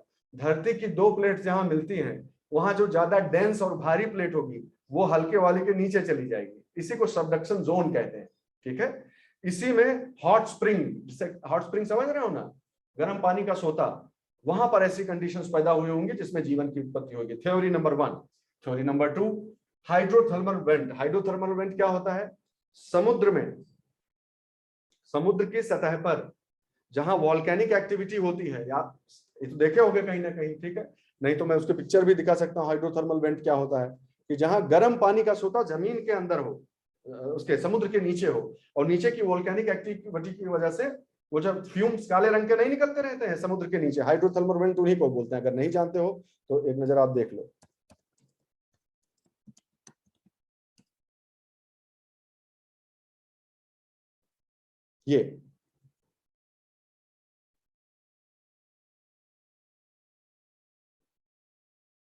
ये हाइड्रोथर्मल वेंट, ये देखिए स्मोकी जैसा जो ये निकलता रहता है समुद्र के नीचे से, दैट इज वन थ्योरी कि हाइड्रोथर्मल वेंट ही वो जगह है जहां पर ये कंडीशंस बनी होंगी कि अप्रोप्रिएट टेम्परेचर हो, बहुत ज्यादा गर्म भी ना हो। पहले ब्लैक स्मोक वाले को माना जाता था कि यहाँ हुआ होगा उत्पत्ति, लेकिन उसका टेम्परेचर इतना ज्यादा होता है कि वहां जीवन की उत्पत्ति नहीं होगी। तो उससे जिसका टेम्परेचर कम होता है, वो व्हाइट स्मोक वाले भी कुछ हाइड्रोथर्मल वेंट होते हैं, तो उन पर आया गया। फिर उसमें भी और रिसर्च हुई, और करते करते करते रिसर्च अल्टीमेटली आज की तारीख में जो जिस पर डिबेट हो रहा है, जिस पर बात हो रही है, वो साइट मानी जाती है कि धरती के सरफेस के ठीक नीचे कहीं पर एक न्यूक्लियर गीजर जो है, न्यूक्लियर गाइजर जिसे कहते हैं, वो होगा कहीं पर। ठीक है, जो ऐसे उछल उछल के नहीं पानी नीचे से ऊपर फेंकता रहता है, गर्म पानी का, बहुत सारा देखा होगा आपने, उसमें यूनाइटेड स्टेट्स के तमाम पार्क है, वहां पर देखा होगा, येलोस्टोन और कहाँ कहाँ। तो वो पानी ऊपर फेंकता होगा, तो नीचे जो है वो रिड्यूसिंग एनवायरमेंट है, ऊपर ऑक्सीडाइजिंग है, सही अगर मैं बोल रहा हूं तो। और पानी जो है उनके बीच सर्कुलेशन का काम करता है। ये पानी फेंका, फिर कहीं से पानी सीप करके नीचे आ गया, फिर पानी गर्म होकर ऊपर गया, फिर सीप करके नीचे आ गया। तो ये जो साइकिल्स बनती हैं, जब तक साइक्लिसिटी नहीं होगी तब तक जीवन का निर्माण नहीं हो सकता है। तो साइकिल से ये बनती गई। एक तो हॉट नॉर्मल की साइकिल बनी, दूसरा जो है न्यूक्लियर। तो ये गर्म करने की शक्ति कहां से आई? कहा जाता है कि गर्म करने की शक्ति कहां से आई? तो आप कह सकते हैं कि सूरज से भी तो आ गया होगा गर्मी। नहीं, उस समय अल्ट्रावायलेट रेडिएशन इतना ज्यादा था यूवी रेडिएशन इतना स्ट्रांग था उस टाइम पे कि धरती की सतह पर जीवन की उत्पत्ति नहीं हो सकती थी, तो हुई होगी तो नीचे ही हुई होगी। ठीक है, जितने भी देख लो ना, एक देखो तीनों का तीनों थ्योरी कहां बता रहा है जीवन का उत्पत्ति, जमीन के नीचे। क्यों बता रहा है ऐसा? सरफेस पे नहीं संभव था, अल्ट्रावायलेट रेडिएशन इतना स्ट्रांग था, दैट्स व्हाई। तो ठीक है, ये हो गया। तो ये सर्वमान्य थ्योरी है। जीएस का क्वेश्चन नंबर 1 ये समझ लीजिए कि न्यूक्लियर गैजर जो है वो अभी सर्वमान्य नहीं कहेंगे, मेजॉरिटी बिलीव करते हैं कि यहाँ पर हुई होगी। कुल मिलाकर यह है कि कहीं यूरेनियम की जो है ओर, यूरेनियम ओर समझते हैं ना, यूरेनियम तो आप जानते ही, उसकी वजह से वो source of radio active energy था, उसकी वजह से गर्म होती थी चीजें, उसी की वजह से ऊपर जाता था पानी, सर्कुलेट होता रहता था। ठीक है, तो साइक्लिसिटी आ गई उसमें, वही जो कुछ केमिकल्स होंगे वो आपस में सिंथेसाइज हो गए होंगे, और इस तरह का मिलता जुलता प्रयोग किसने किया था बायोलॉजी में? बायोकेमिकल सिंथेसिस लाइफ की हुई है, ये किसने बताया था? ये तो जानते ही होंगे, जल्दी लिखो चैट बॉक्स में भाई। लेबोरेटरी में पहली बार किसने करके दिखाया कि हाँ हाँ ऐसा कुछ हुआ होगा? भाई बायोलॉजी के भी तो स्टूडेंट होंगे। अरे डार्विन बता रहा है, और सोच रहे। मेरा बहुत फैक्ट्स को लेके मेमोरी बहुत स्ट्रांग नहीं है, but I if I remember correctly then it was Stanley Miller. Stanley Miller was the scientist.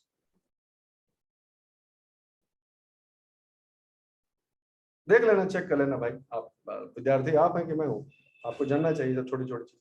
तो पहली बात ये हो गई कि कहाँ हुआ होगा। अच्छा, फिर क्या हुआ होगा जीवन की उत्पत्ति में, जल्दी से जानिए कि ड्राई वेट साइक्लिसिटी भी बहुत जरूरी थी इसके लिए, कि ड्राई कंडीशन बने फिर वेट कंडीशन बन जाए, फिर ड्राई कंडीशन बन जाए फिर वेट। जब तक ड्राई वेट सिचुएशन नहीं होगी तब तक जो जुड़ने का काम है कि छोटी छोटी चीजें मिलकर बड़ा बन जाए, इस घटना को केमिस्ट्री में पॉलीमराइजेशन कहते हैं, कि छोटी छोटी चीजें जो है वो बड़ी बनती जाएं, थोड़ा स्ट्रक्चर कॉम्प्लेक्स, सिंप्लिसिटी से कॉम्प्लेक्सिटी की तरफ जाने को पॉलीमराइजेशन बोलते हैं, ऐसे कह लीजिए सिंपल टर्म्स में। तो पॉलीमराइजेशन के लिए बहुत जरूरी था कि ड्राई वेट कंडीशंस बने। तो ड्राई वेट कंडीशंस कैसे बनेगी? जहां पर पानी है उसको सूखा कौन करेगा? कैसे सूखा होगा वो? Tidal forces. जो टाइडल फोर्सेस थी उस समय वो मच स्ट्रॉन्गर थे, तो इतना स्ट्रॉन्ग थे कि खाली ओशियन ही नहीं, जो बड़ी लेक्स हैं उन पर भी जो है टाइड का प्रभाव रहता था। तो ऐसे पानी खींचा, फिर पानी आया, फिर पानी ज्वार भाटा जिसे कहते हैं, तो लेक्स तक में ज्वार भाटा आता था, फ्रेश वाटर लेक्स में भी जो है आ जाया करता था। तो इस प्रकार dry condition, wet, dry wet, इस तरह की सिचुएशन जो है वो फिर वो भी क्रिएट हो गई। बहुत अच्छी बात है। इससे क्या हुआ कि छोटे छोटे जो मॉलिक्यूल्स थे उनका पॉलीमराइजेशन संभव हो सका। ठीक है, फिर क्या हुआ तीसरा स्टेप, इससे सरल तरीके, बहुत सरलीकृत है ये जीवन की उत्पत्ति का इतिहास है। ठीक है, फिर क्या हुआ, तो कौन किसकी चेन बनी तो क्या बना? तो जो सबसे सिंपल छोटी कौन सी यूनिट से क्या बना, अब हम वो जानने जा रहे हैं। किस प्रकार के ईंटे से कैसा मकान बना, कैसी दीवार बनी। तो फैटी एसिड्स जो होते हैं, अभी इतना ही जान लो, जब साइंस टेक्नोलॉजी हम पढ़ेंगे तब देखा जाए। फैटी एसिड्स जब आपस में जुड़ गए तो क्या बन गया? लिपिड, लिपिड्स बन गए। ठीक, अमीनो एसिड्स जब आपस में जुड़ गए तो क्या बन गया? प्रोटीन्स बन गए। न्यूक्लिक एसिड्स जब आपस में जुड़ गए तब क्या बन गया? Genetic material. तो आज भी वही 20 अमीनो एसिड्स जो उस समय जिंदगी को बनाने के लिए, प्रोटीन को बनाने के लिए इस्तेमाल हुए थे, आज भी वही हम यूज करते हैं। तब से अब तक की कंटिन्यूटी है, और सारे लाइफ फॉर्म्स इतने हैं मोर और लेस, उन्हीं अमीनो एसिड्स, वही बिल्डिंग ब्लॉक्स हैं आज भी। Okay fine.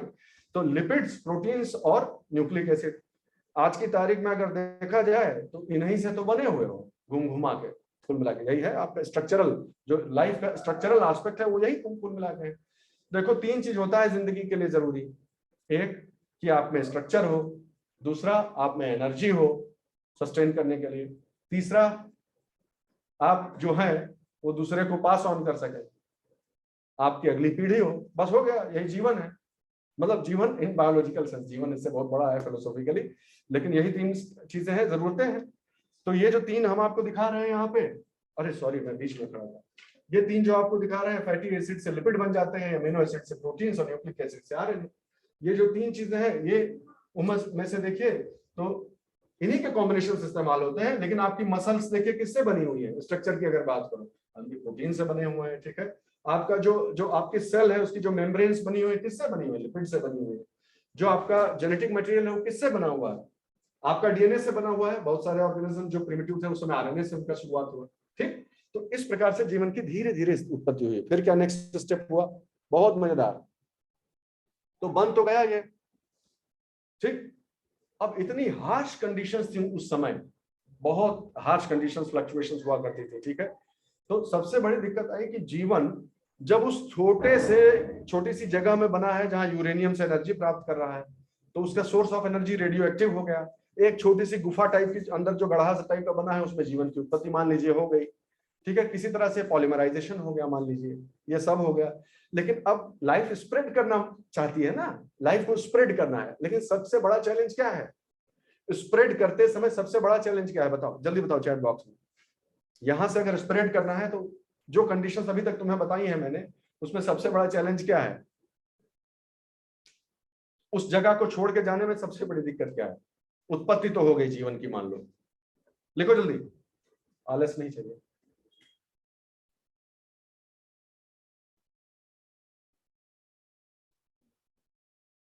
नहीं समझ में आ रहा है? हमने तुमको क्या बताया? स्ट्रक्चर, एनर्जी और इंफॉर्मेशन।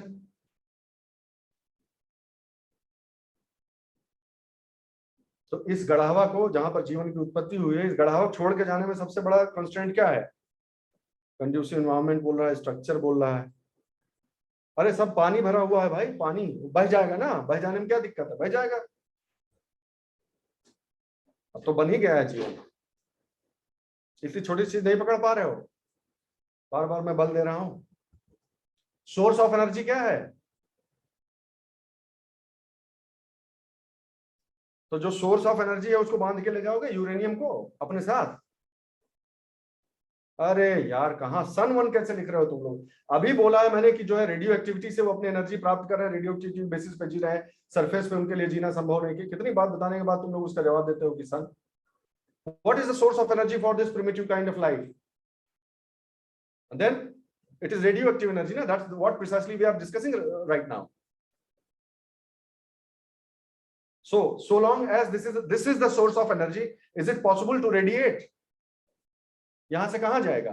तो सोर्स ऑफ एनर्जी पीछे छूट जाएगा कि नहीं छूट जाएगा? इसीलिए जो फर्स्ट रिक्वायरमेंट है वो क्या है?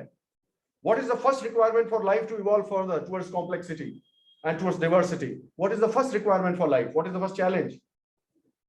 That one must develop a source of energy that is not located to some place, that is not bound or restricted to a particular geographical location.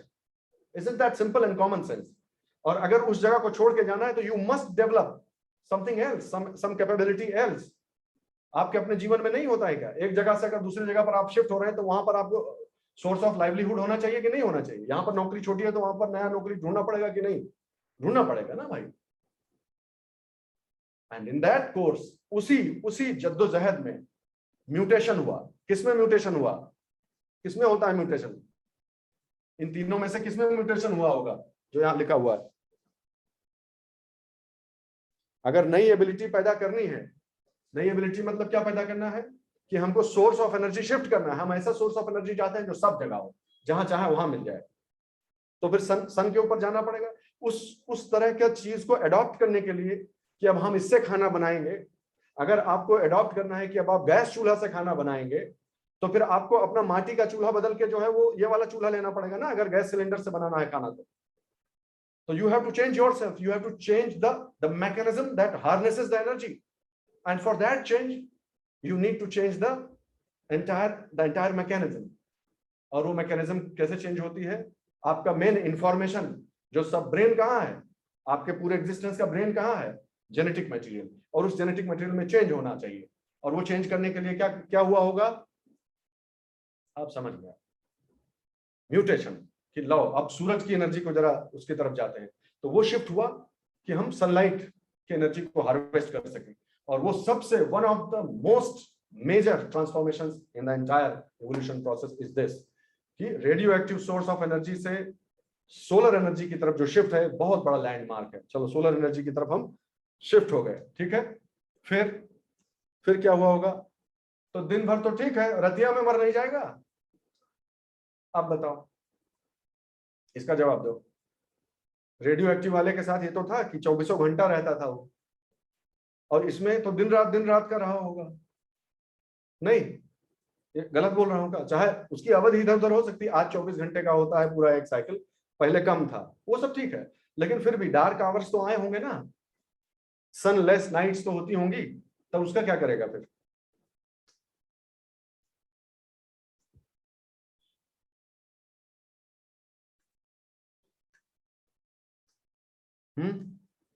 जब ट्रेन में जाते हो तो ट्रेन में अपना किचन लेके जाते हो कि टिफिन लेके जाते हो? भाई इतना ही बताओ। ऑफिस जाते हो और आके खाना बनाना संभव नहीं है, खिचड़ी लौकी, हम लोग तो वही सब खाए वाले लोग हैं, सब विद्यार्थी लोग। तो जब ऐसी स्थिति आ जाए कि नहीं बना सकते हैं, रास्ता में इतने दिन जाना है यात्रा में, तो क्या करोगे? टिफिन लेके जाओगे कि नहीं? तो जब जिस समय खाना बना रहे हो उसमें डबल बनाओगे कि नहीं बनाओगे, कि अभी एक तो खा लेते हैं फिर बाकी बांध भी ले चलेंगे, पूरी अचार? तो क्या डेवलप करना पड़ेगा? एक ऐसी मैकेनिज्म, जब आप सोलर एनर्जी की तरफ शिफ्ट होंगे तो आपको you have to account for those hours also when sun will not be available, and for those hours you will have to develop what? Food that can be stored, isn't it? और वो क्या था? वो क्या था जो जो develop हुआ? लाइफ की इस जरूरत के रिस्पॉन्स में जो चीज डेवलप की वो क्या थी?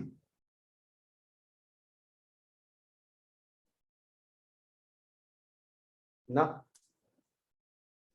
अरे आज बता दो, भोजन किस रूप में तुम्हारे शरीर में जो है वो इकट्ठा होता है प्राइमरीली? पहला स्वरूप क्या होता है उसका? हद की है सब, लिपिड फैटी एसिड बोल रहा है।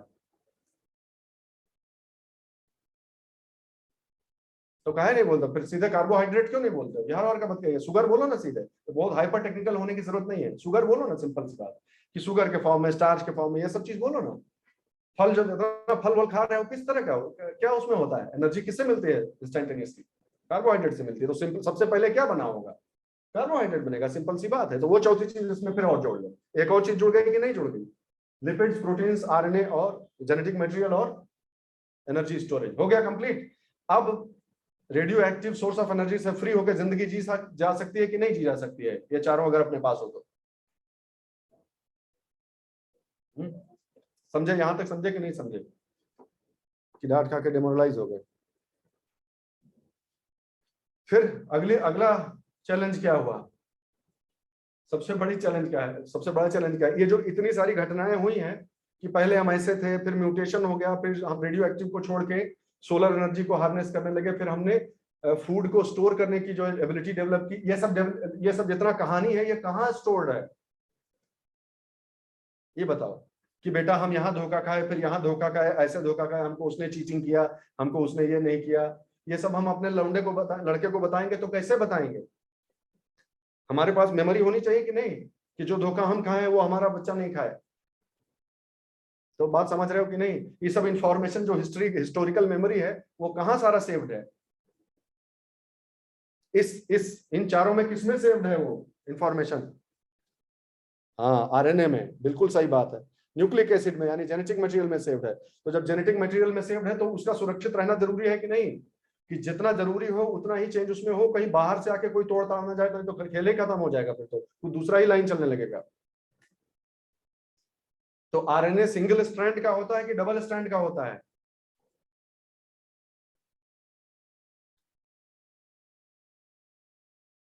बताओ बताओ। सिंगल होता है। तो जो चीज तुम्हारे शरीर में सिंगल है, खाली एक ही है, वो ज्यादा सेफ है कि दो रहे तो ज्यादा सेफ्टी है?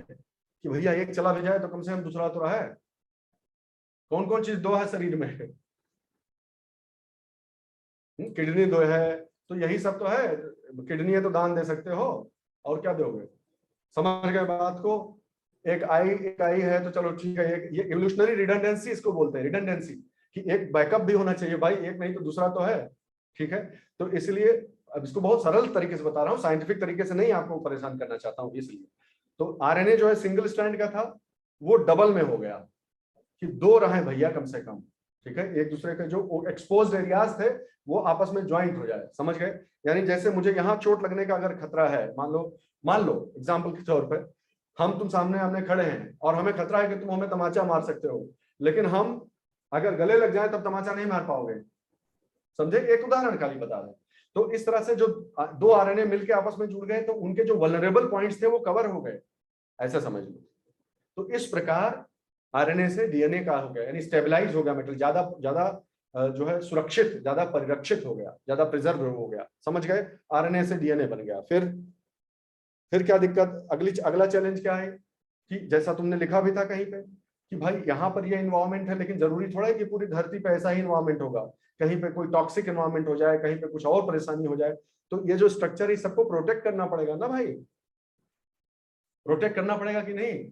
और टॉक्सिसिटी कैसी कैसी टॉक्सिसिटी? भाई जो जरूरत है वो सामान तो चाहिए ही, लेकिन जो सामान की नहीं जरूरत है, जैसे हम लोग कैसे अपने आप को बचाते हैं कि जो पॉइजनस चीजें हैं वो हम नहीं खाते हैं, हमें कैसे पता?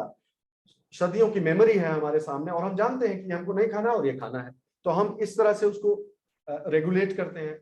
लेकिन एक छोटी से पहले जमाने का, मतलब विजुलाइज करो उस समय का कि डीएनए जो है, ये जो बना है, नया नया छोटा छोटा चीज बना है, ये अपने आप को कैसे प्रोटेक्ट करेगा?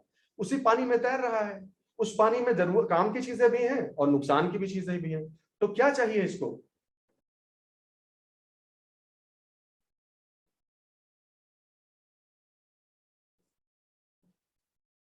अगर बहुत सिंपल सा सबसे आसान एग्जांपल उसको बता रहा हूं मैं तुम्हें कि अगर कोनो घर में मासा बहुत हो, मच्छर बहुत हो, तो मच्छर अगर आपके घर में ज्यादा है, जब ये सब नहीं था ऑल आउट और ये सब नहीं था, सिंपल सा सबसे सिंपल चीज क्या यूज करता था इंसान? मच्छर से बचना है तो क्या यूज करोगे? इतना तो लिखो, कॉमन सेंस वाला तो जवाब दो, जल्दी करो, जल्दी, टाइम नहीं भाई, बहुत बहुत टाइम चला जा रहा है। स्मोक बोल रहा है, और कमरवा में अपने आए, अपने घर में जहां सो रहे हो वहां स्मोक यूज करोगे। मच्छरदानी नहीं इस्तेमाल किया हो कभी? गजब के नीम उम बोल रहा है सब, बताओ हाल। मच्छरदानी नहीं याद आ रहा है, यही होता है ज्यादा पढ़ लेने से यार बार का, जो आप जो सबसे सिंपलेस्ट जो चीजें हैं उनसे दूर हट जाते हैं, हमेशा आप एकदम एनलाइटेंड और फिलोसॉफिकल वाला जवाब देने में लग जाएंगे। तो मच्छरदानी क्या करती है? हवा आने देती है कि नहीं? थोड़ी बहुत लाइट आने देती है कि नहीं? ऑक्सीजन आता है कि नहीं? सांस ले पाते हैं कि नहीं? लेकिन क्या रोक देता है? मच्छर को नहीं आने देता है। इस तरह की चीज को क्या बोलेंगे? जिसमें ये एबिलिटी हो कि जो जरूरत है उसे ले सके और जिसकी जरूरत नहीं है उसे रोक सके, इस प्रोसेस को क्या बोलते हैं? चुनाव कह सकते हैं इसे, कि वो चुन सकता है कि ये चाहिए और ये नहीं चाहिए। इलेक्शन में क्या होता है? वही है ना, चुनाव भी है तो सिलेक्शन ही तो है ये। इलेक्शन सिलेक्शन में हम क्या करते हैं कि भाई हमको ये पसंद है, ये नहीं पसंद है, ये चाहिए, ये नहीं चाहिए, इसको ही सिलेक्शन बोलते हैं। तो यदि बचना था तो सब अगली जरूरत क्या पड़ी? मच्छरदानी की जरूरत पड़ी। इस जेनेटिक मटेरियल को नेक्स्ट जो नेसेसिटी पड़ी वो मच्छरदानी की समझ में पड़ी कि भाई जो जरूरत है वही सामान अंदर आवे, नहीं तो सब नष्ट हो जाएंगे, हम तो बर्बाद हो जाएंगे। जो हैवी मेटल्स हैं, गंदे गंदी चीजें हैं, जो ये सब नहीं आवे भाई अंदर, टॉक्सिक चीजें। और इसलिए इस न्यूक्लिक एसिड, इस जेनेटिक मटेरियल के चारों ओर क्या डेवलप हुआ? मेम्ब्रेन। और वो मेम्ब्रेन किसकी बनी हुई होती है?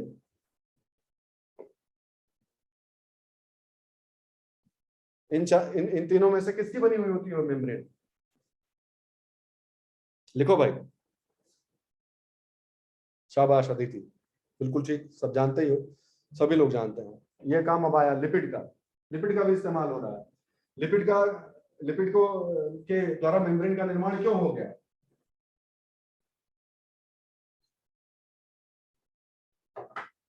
चलो कोई बात नहीं, अभी बेसिक साइंस ही जानो, ज्यादा डीप में नहीं ले जाना चाहते आपको, कोई बात नहीं। यहां तक समझ गए कि लिपिड जो है उसने चारों तरफ एक मेम्ब्रेन बना ली, वो हाइड्रोफोबिक हाइड्रोफिलिक सब बता देंगे, बाद में बताएंगे। लिपिड का एक निर्माण हो गया, लेकिन इसकी सबसे खास बात क्या थी कि ये तय कर सकती थी कि किसको अंदर जाने देना है और किसे नहीं जाने देना है। इस कैरेक्टर को, इस एबिलिटी को, इस एट्रीब्यूट को, इस गुण को क्या बोलते हैं? Selective permeability. ठीक है, कि हम जिसे चाहेंगे जाने देंगे, जिसे नहीं चाहेंगे। सबसे बड़ा आवश्यक एक गुण जो है वो ये था जीवन के लिए आगे बढ़ने के लिए, सेलेक्टिवली परमिएबल मेम्ब्रेन जिसे बोलते हैं। That was one of the greatest necessities for life to evolve. यहां तक भी समझ गए? आप ये भी बता दो कि अभी तक जो कुछ भी हमने पढ़ा वहां तक सब समझ में आ गया कि नहीं? मैं कोशिश तो अपन यही किए हैं कि सरल सरल तरीके से कहानी की तरह हम लोग समझ जाए। फिर भी अगर किसी को कोई भी संदेह, कुछ भी शंका है तो आप लिखते जाइए, क्योंकि हो सकता है कुछ चीजें नहीं समझ में आई हो, कोई बात नहीं। तो जब, अब सुनो ध्यान से, ये क्यों इतना कहानी आखिर क्यों बता रहा है। जब ये हो गया, क्या हो गया कि एक न्यूक्लिक एसिड बन गया, उसके चारों ओर एक मेम्ब्रेन बन गई, और न्यूक्लिक एसिड की एक और खास बात थी, वही तो सबसे खास बात है न्यूक्लिक एसिड की, कि इंफॉर्मेशन तो बहुत है हमारे पास, लेकिन हम उसे पास ऑन नहीं कर पाए तो क्या फायदा। तो न्यूक्लिक एसिड की यानी आरएनए डीएनए जो भी कह लो, उनकी सबसे खास बात थी कि वो खुद का निर्माण कर सकते थे। ठीक, वो 1 से 2, 2 से 4 ऐसे हो सकते थे, रेप्लिकेशन जिससे बोलते हैं, तो वो रेप्लिकेट कर सकते थे। इसीलिए तो 1 से 2 बनेगा, 2 से 4 बनेगा, हमसे अब हमारा बच्चा बनेगा तभी तो उसको इंफॉर्मेशन पास ऑन करने की बात है। तो जेनेटिक मटेरियल का एक ही कैरेक्टर था। तो अब सेल्फ रेप्लिकेटिंग जेनेटिक मटेरियल है हमारे पास, यस है। सोर्स ऑफ एनर्जी सूरज है हमारे पास, फूड का स्टोरेज है हमारे पास, ठीक है। अब सारा गेम इसका आ गया कि अब सनलाइट का इस्तेमाल करके खाना बन जाए, मैटर खत्म। तो सनलाइट का इस्तेमाल करके, केमिकल रिएक्शन से नहीं, सूरज की रोशनी से का इस्तेमाल करते हुए जिंदगी सर्वाइव हो जाए, यही सबसे अच्छी चीज है। बिल्कुल सही बात है, क्योंकि वो इनएग्जॉस्टेबल सोर्स है एनर्जी का, है कि नहीं है। तो पहले तो यही हुआ होगा कि जो आसपास है उसी से खाना लो भाई, केमिकल रिएक्शन से। लेकिन अगर कहीं ये एबिलिटी आ जाए कि सूरज की रोशनी से हम भोजन बना सकें, तो गजब नहीं हो जाए, मजा आ जाए। फिर हम किसी एक एनवायरमेंट तक सीमित नहीं रह जाएंगे, हम कहीं भी जा सकते हैं, धरती पर, पानी में, कहीं भी, क्योंकि सनलाइट तो वहां आती ही। That will be great, and that is what precisely happened. The earliest form of life developed an ability, वही म्यूटेशन वगैरह से एक एबिलिटी डेवलप हो गई कि सूरज की रोशनी से खाना बना सकें। ये जो एबिलिटी है, इसको क्या बोलते हैं, लिखो चैट बॉक्स में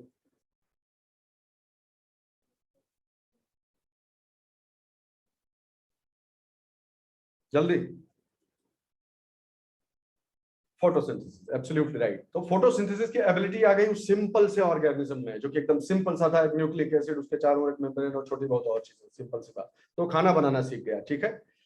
तो जब खाना बनाना सीख गया तो उसके परिणाम क्या हुए, कुछ गजब चीजें हुई, कुछ बहुत ही शानदार चीजें हुई।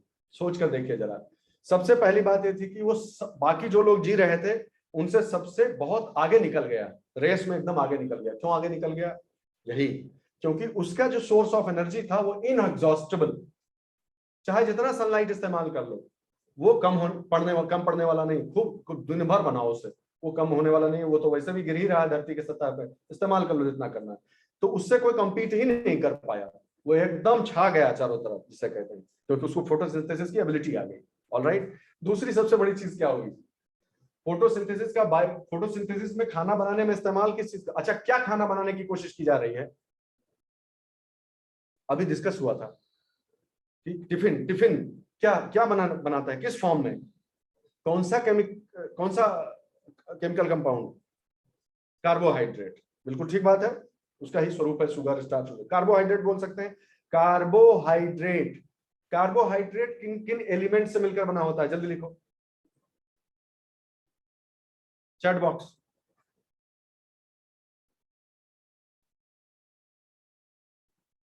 खाली ऑक्सीजन, अरे नमोए में है भाई लोग, नमोए में है कार्बोहाइड्रेट। हाँ, कार्बन, हाइड्रोजन और ऑक्सीजन, इन अब सिंपल सा है, कार्बन, हाइड्रोजन और ऑक्सीजन, इनसे मिलकर बनता है। तो ये कार्बन, हाइड्रोजन और ऑक्सीजन कहाँ से लेगा, खाना बनाना मुझे आता हूँ ठीक है, लेकिन आटा दाल ये सब कहाँ से लोगे, कार्बन, हाइड्रोजन और ऑक्सीजन कहाँ से मिलेगा, ठीक, बाहर से अपने चारों तरफ से लोगे ना भाई, कार्बन हाइड्रोजन। तो कार्बन डाइऑक्साइड मौजूद है और पानी मौजूद है, H2O। तो कार्बन डाइऑक्साइड से कार्बन आ गया, H2O आ गया, ऑक्सीजन मिल गया, कार्बोहाइड्रेट बन गया ढाई से।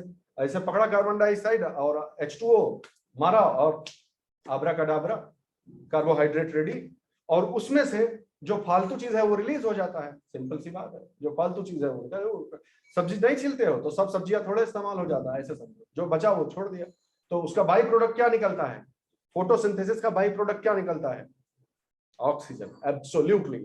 So the ability to form one's own food in the form of carbohydrate in the presence of sunlight, that did not have just one implication, one evolutionary advantage. It had another impact, another far-reaching impact, and that is the production of free oxygen in the environment. ये इससे पहले नहीं था, पहली बार तब हुआ जब उस पर्टिकुलर छोटे से सिंपल अर्ली लाइफ वाले ऑर्गेनिज्म में उसमें फोटोसिंथेसिस की जब एबिलिटी आ गई तो एक और घटना हुई। एक तो कार्बोहाइड्रेट के रूप में अपना खाना बनाने लगा, और दूसरा उस प्रोसेस से जो है बाई प्रोडक्ट से ऑक्सीजन निकलने लगा। अच्छा, तो खूब ऑक्सीजन निकला, खूब कायदे से, ठीक है। और वो ऑक्सीजन उस समय ये एक नई चीज थी, धरती के लिए एक नई चीज थी ऑक्सीजन का निकलना। ये तो कभी देखा ही नहीं था धरती ने, पृथ्वी को मालूम नहीं था कि इसका क्या करें।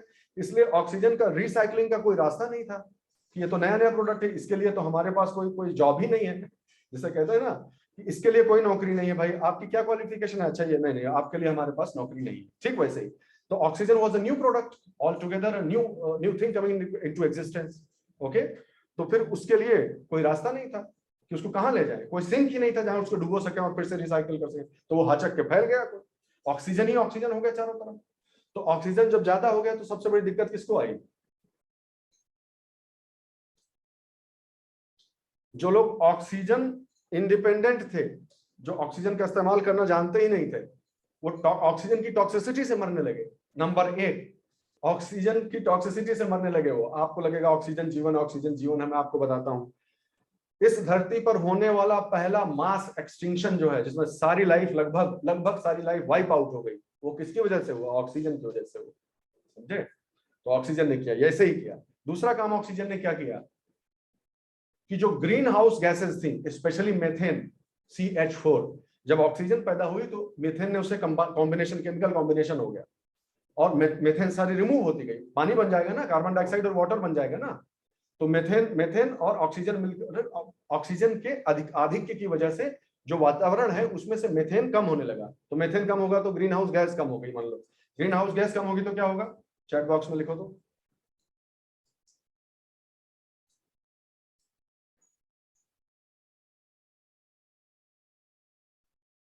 ग्रीन हाउस गैसेस के एटमॉस्फेयर में से कम हो जाने पर क्या प्रभाव पड़ेगा? यस, टेम्परेचर कम होने लगेगा, होता जाएगा, कम होता जाएगा, कम, वो साइकिल चलती जाएगी, कम होता जाएगा, और ग्रीन हाउस मूव हो गया और ठंडा हो गया, और ठंडक बढ़ती जाएगी, बढ़ते बढ़ते बढ़ते। एक तो ऑक्सीजन की टॉक्सिसिटी से, दूसरा मेथेन के निकल जाने से, और तीसरा कुछ कहते हैं साइंटिस्ट के एक सुपरनोवा एक्सप्लोजन भी हुआ था। तो सुपरनोवा एक्सप्लोजन से कॉस्मिक रेज निकली थी, उन्होंने धरती के एटमॉस्फेयर की भी ऐसी की तैसी कर दी। ये 3-4 इवेंट ऐसे थे जिनकी वजह से क्या हुआ भाइयों, क्या हुआ? ये हुआ। अभी कहां तक पहुंच गए हम? ये नए नए बैक्टीरिया बने, साइनोबैक्टीरिया बने, ऑक्सीजनिक फोटोसिंथेसिस होने लगी। ठीक है, ऑक्सीजन खूब बढ़ गया। जब ऑक्सीजन बहुत बढ़ गया तो जो कारण मैंने आपको बताया उसकी वजह से पहला एक्सटिंक्शन हुआ, मास एक्सटिंक्शन हुआ। धरती पूरा हिमयुग में तब्दील, आइस एज जिसे बोलते हैं, हिमयुग से ढक गई, टेम्परेचर इतना कम हो गया। इसको ह्यूरोनियन एक्सटिंक्शन बोलते हैं। First mass extinction was Huronian extinction. तो इसका नाम ह्यूरोनियन क्यों है? कभी आपने ये नाम सुना, ह्यूरॉन? ह्यूरॉन नाम सुना है? लेक ह्यूरन, लेक, किसी लेक का नाम है। कहां पर है ये लेक? लिखो चैट बॉक्स में जल्दी।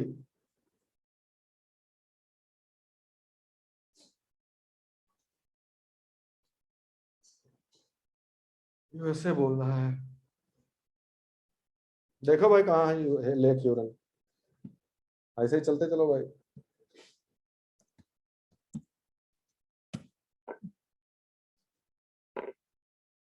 यही है, अच्छा सामने खुला ही हुआ।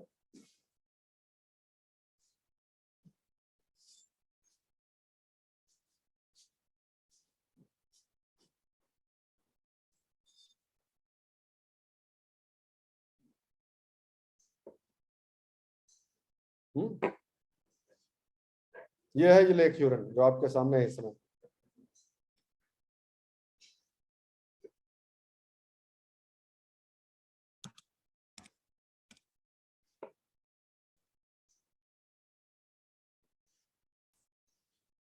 ठीक, ये लेक ह्यूरन है। यूएस कनाडा, यूएस और कनाडा बहुत सारी वहां पर झील है ना, द ग्रेट लेक्स, वहां पर इसके एविडेंस मिले थे। जो जो जो हम बोल रहे हैं कि रॉक्स में से मिलता है एविडेंस, यहाँ से मिलता है, वहां से जियोलॉजिकल जो स्टडी है वहां से इसके एविडेंस मिले, इसलिए कहा गया कि ये ह्यूरोनियन इसका नाम रख दिया गया। तो ये पहला मास एक्सटेंशन जो है वो ह्यूरोनियन एक्सटेंशन हुआ। ठीक है, सबका कारण आप समझ गए। अगली बात क्या होगी, अगली घटना क्या होगी? ऑक्सीजन खूब बन गया, खूब ऑक्सीजन बन गया तो खाली यही किया, नुकसान हुआ, फायदा नहीं हुआ? अरे फायदा तो हुआ ही भाई। फोटोसिंथेसिस आई, उससे ऑक्सीजन बना, उससे कुछ नुकसान हुए, ठीक बात है, लेकिन फिर साइकिल वापस हुई और फायदा क्या हुआ उससे मैं बताता हूँ आपको। तो फायदा ये हुआ, ऑक्सीजन बढ़ा, तो ऑक्सीजन ने समुद्र में ओशियानिक जो आयरन है उससे कंबाइन करना शुरू किया केमिकल, और उसके ऑक्साइड्स बनना शुरू हो गए, आयरन ऑक्साइड्स, और वो प्रेसिपिटेट होते गए, समझ लो, ऐसा समझ लो। तो वो जो सैलिनिटी है जो वो कम हुई, ओशियानिक सैलिनिटी कम हुई, धीरे धीरे साइकिल चलती रही, ऑक्सीजन आयरन से कंबाइन करता गया और सैलिनिटी को कम करता गया। उतना इतनी ज्यादा सैलिनिटी थी कि जीवन की उत्पत्ति उसमें आगे जीवन बढ़ ही नहीं सकता था, तो सैलिनिटी कम होती गई, और इसी का परिणाम है बार बार सैलिनिटी कम होती गई और आयरन ऑक्साइड बनते गए, इसीलिए समुद्र फिर नीला बना, वरना वही अजीब सा लाल टाइप का और जो भी कलर उसका था उस तरह का रहता, तो उसका कलर भी धीरे धीरे चेंज हो गया। और एक अच्छी चीज क्या हुई ऑक्सीजन के बनने से, सबसे इंपॉर्टेंट चीज क्या हुई, क्यों सही मायने में साइनोबैक्टीरिया, अच्छा ये नाम नहीं लिया था, जान लीजिए, तो वो जो सबसे पहले जो फोटोसिंथेसिस का एबिलिटी जिनमें आया उनको साइनोबैक्टीरिया कहा जाता है, ठीक है, कलर की वजह, सियान जो है वो कलर है, ब्लू ग्रीन कलर होता है उनका, तो इसलिए उनको कहा गया। तो ये जो साइनोबैक्टीरिया ने ये जो किया कि फोटोसिंथेसिस किया और ऑक्सीजन रिलीज किया, उसी के वजह से धरती के चारों तरफ जब तक ऑक्सीजन नहीं होगी तब तक ओजोन होगी क्या, बताओ, O2 से ही तो O3 बनता है भाई, तो वही ऑक्सीजन है जो प्रोड्यूस हुई और धीरे धीरे धीरे ओजोन की लेयर डेवलप हुई। जब ओजोन की लेयर डेवलप हुई तब जाके वो रेडिएशन जो है वो सूर्य का वो जो है वो कंट्रोल में आया, और तब सरफेस पर लाइफ संभव हो पाई, तब मल्टी सेलुलर लाइफ के लिए स्कोप बना। ये है घटनाक्रम, इस चीज को आप हमेशा ध्यान रखिएगा, ठीक है। ओजोन लेयर बनी और फिर लैंड का धीरे धीरे कॉलोनाइजेशन हुआ बाय साइनोबैक्टीरिया, ठीक है। तीनों युग, ये तीनों समझ गए, इयॉन, हेडियन, आर्कियन, प्रोटेरोजोइक, देखिए ये चल रही है लाइन, ये पूरी लाइन चलती चली जा रही है, ठीक है। कॉलोनाइजेशन ऑफ लैंड भी हुआ, और उसके बाद वापस आइए, यहां तक पहुंच गए, दोनों मैच करता जा रहा हूं मैं, जीवन की उत्पत्ति एक तरफ बढ़ रही है, एक तरफ आपकी जियोलॉजिकल टाइम स्केल बढ़ रही है, और एक तरफ एक चीज और है जो मैंने अभी आपको बताया नहीं, अब बताता हूं कि साथ साथ ये देखिए, साथ साथ धरती के ऊपर जो लैंड मास है वो भी ऐसे ऐसे फ्लोट करता, अब तो आप जानते ही हैं, प्लेट टेक्टोनिक्स की बात जानते हैं, सुपर कॉन्टिनेंट सारे जो है वो मूव किए हैं, ऐसे ऐसे अरेंज करते रहते हैं अपने आप को, वो भी आप जानते हैं, तो वो साइकिल भी साथ चल रही है। सबसे पहला जो लैंड मास था उसको केनॉर लैंड बोलते हैं, उसके बाद जो स्थिति आई उससे न्यूना या कोलंबिया लैंड मास, ये कोलंबिया था, उसके बाद जो आया वो रोडिनिया कहलाता है। शेप चेंज होते गए, शेप चेंज हो गए, इधर लाइफ ऐसे बढ़ रही है और ऐसे ऐसे धरती का जो है सरफेस जो है वो चेंज हो रहा है, और आगे तो आप जानते ही हैं आगे आगे क्या होने वाला है। पैंजिया वंजिया तो आपने सुना ही होगा, आगे की बात करेंगे, अभी नहीं, ठीक है। यहां तक समझ गए आप, अब लाइफ की ओरिजिन को पूरा आगे बढ़ा दीजिए और फिर हम इस स्लाइड को खत्म कर पाएंगे। तो भाई फोटोसिंथेसिस हो गई, सैलिनिटी कम हो गई, ओजोन बन गई, मल्टी सेलुलर लाइफ के लिए स्कोप बन गया, ये सब फायदे हुए, ठीक है। अब एक घटना और हुई बहुत जबरदस्त, इसे कहते हैं मैंटल ओवरटर्न। मैंटल ओवरटर्न में क्या हुआ कि नए लैंडमास जो है वो क्रिएट हो, वही जो अभी हमने देखा केनॉर लैंड और ये सब, उससे पहले की ये घटना है कि लैंडमास बना, और लैंडमास बनने की वजह से देखिए क्या होता है, बहुत बारीकी से समझने वाली बात है। जब लैंडमास बनता है तो जहां पर वो समुद्र से टच करता है वहां पर शैलो मरीन एनवायरमेंट बनता है, ठीक है। भाई पानी एकदम से गहरा तो हो नहीं जाएगा, जमीन से चलेगा धीरे धीरे धीरे धीरे, तो बहुत सारी एक पट्टी ऐसी होगी जिसे सागर तट कह लीजिए, महासागरों का तट कह लीजिए, वो शैलो होगा। शैलो मतलब सनलाइट भी उस पर पड़ सके, बहुत गहरा भी नहीं हो, सनलाइट पेनिट्रेट कर सके, एनवायरमेंट जो है लैंड एनवायरमेंट और वाटर एनवायरमेंट का ट्रांजिशन जोन हो, ऐसी जो जगह है वो साइनोबैक्टीरिया के लिए वरदान साबित हुई। फोटोसिंथेसिस भी उनको करना था, है कि नहीं। तो शैलो मैरीन लाइफ, जैसे ही लैंडमास डेवलप हुए, लैंडमास कहां से डेवलप हुए, नीचे से ही, आज भी वो प्रक्रिया चलती रहती है, मेंटल का जो मटेरियल है वही बाहर आया और उससे क्रस्ट बन गई, लैंडमास बन गया, तो जानते ही हैं। इसीलिए मेंटल ओवरटर्न बोलते हैं कि जो अंदर था वो ऊपर हो गया, तो उससे लैंडमास बन गया, लैंडमास होने से शैलो मरीन एनवायरमेंट बन गया। शैलो मरीन एनवायरमेंट बनने से क्या हुआ, साइनोबैक्टीरिया को खूब प्रोफ्यूजली ग्रोथ करने का मौका मिला, और आप जानते ही हैं ज्यादा साइनोबैक्टीरिया मतलब ज्यादा ऑक्सीजन मतलब ज्यादा रिएक्शन विद आयरन, और सैलिनिटी कम होती गई, जैसे जैसे लैंड मास बढ़ता गया वैसे वैसे ऑक्सीजन भी बढ़ती गई, आप समझ रहे हैं। तो लैंड मास बढ़ने से ऑक्सीजन क्यों बढ़ेगा जी, या नहीं समझे हम? लैंड मास बढ़ने से ऑक्सीजन क्यों बढ़ेगा? एक आप ऐसे कह सकते हैं कि सर यही तो साइकिल है कि लैंड मास बढ़ेगा तो शैलो मरीन बनेगा, फिर उससे साइनोबैक्टीरिया बनेंगे। ये एक पक्ष है, सिर्फ एक और इसमें हिडन इंफॉर्मेशन है, वो मैं आपको बताता हूँ। देखिए, माना कि ये, लिखिए मैं बना ही देता हूँ ना ताकि आप उसे देख सकें। हाँ,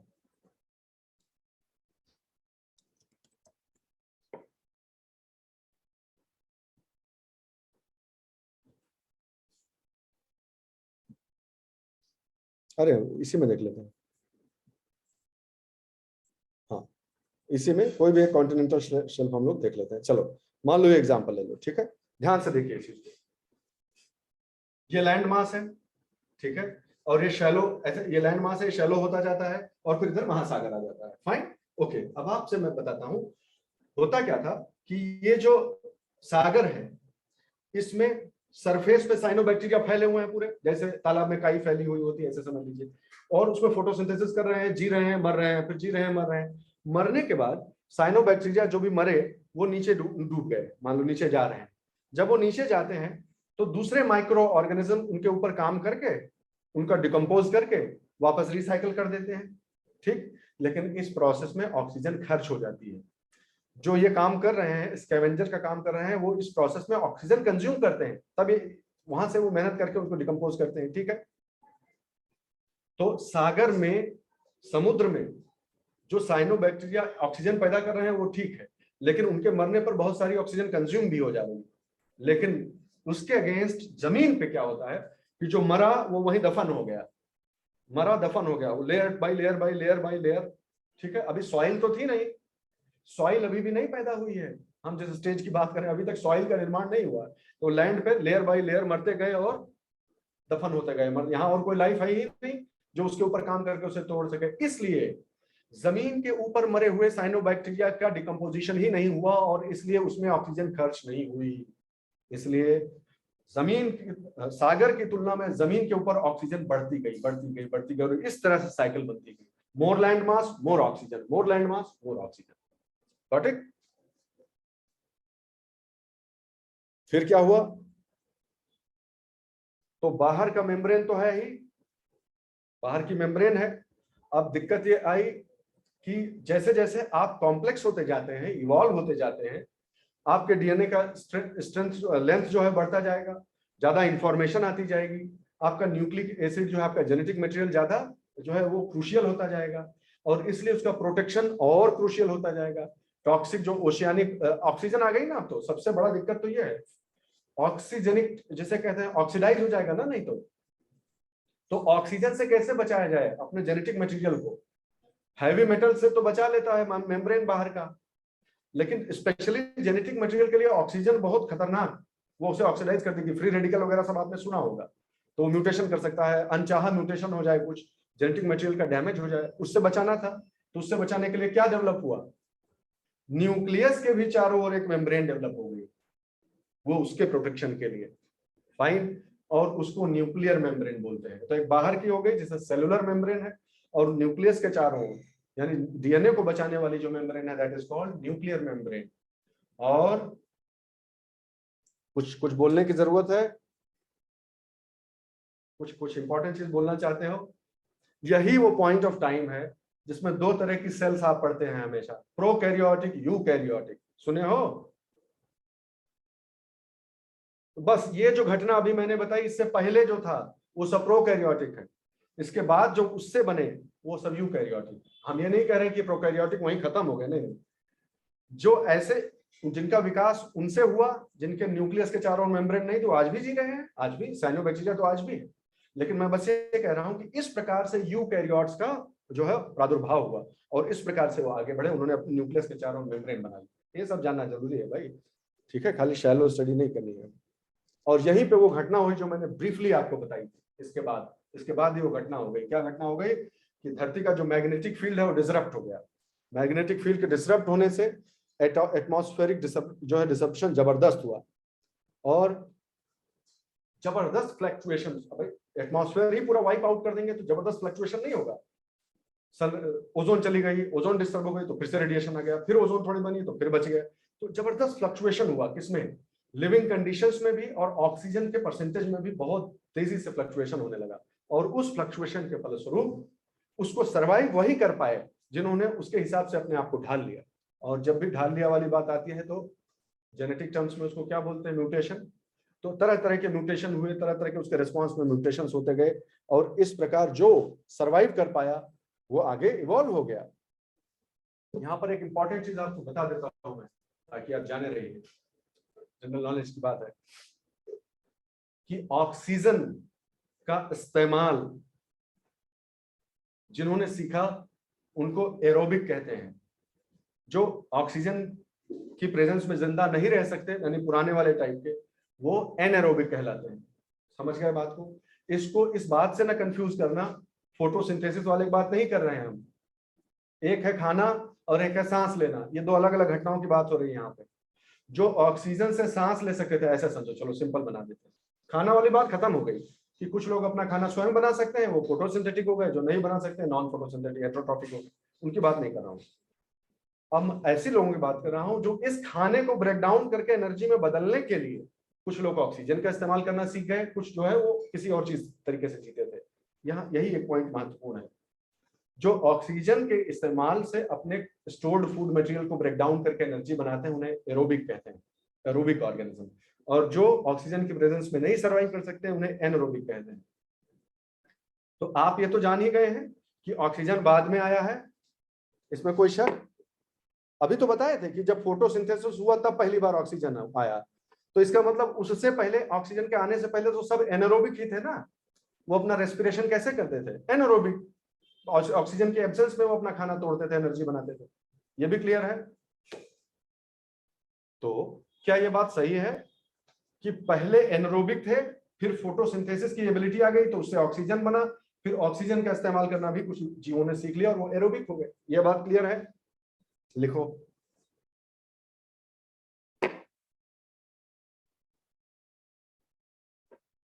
बहुत आसान है, का दिमाग लगा रहे हो।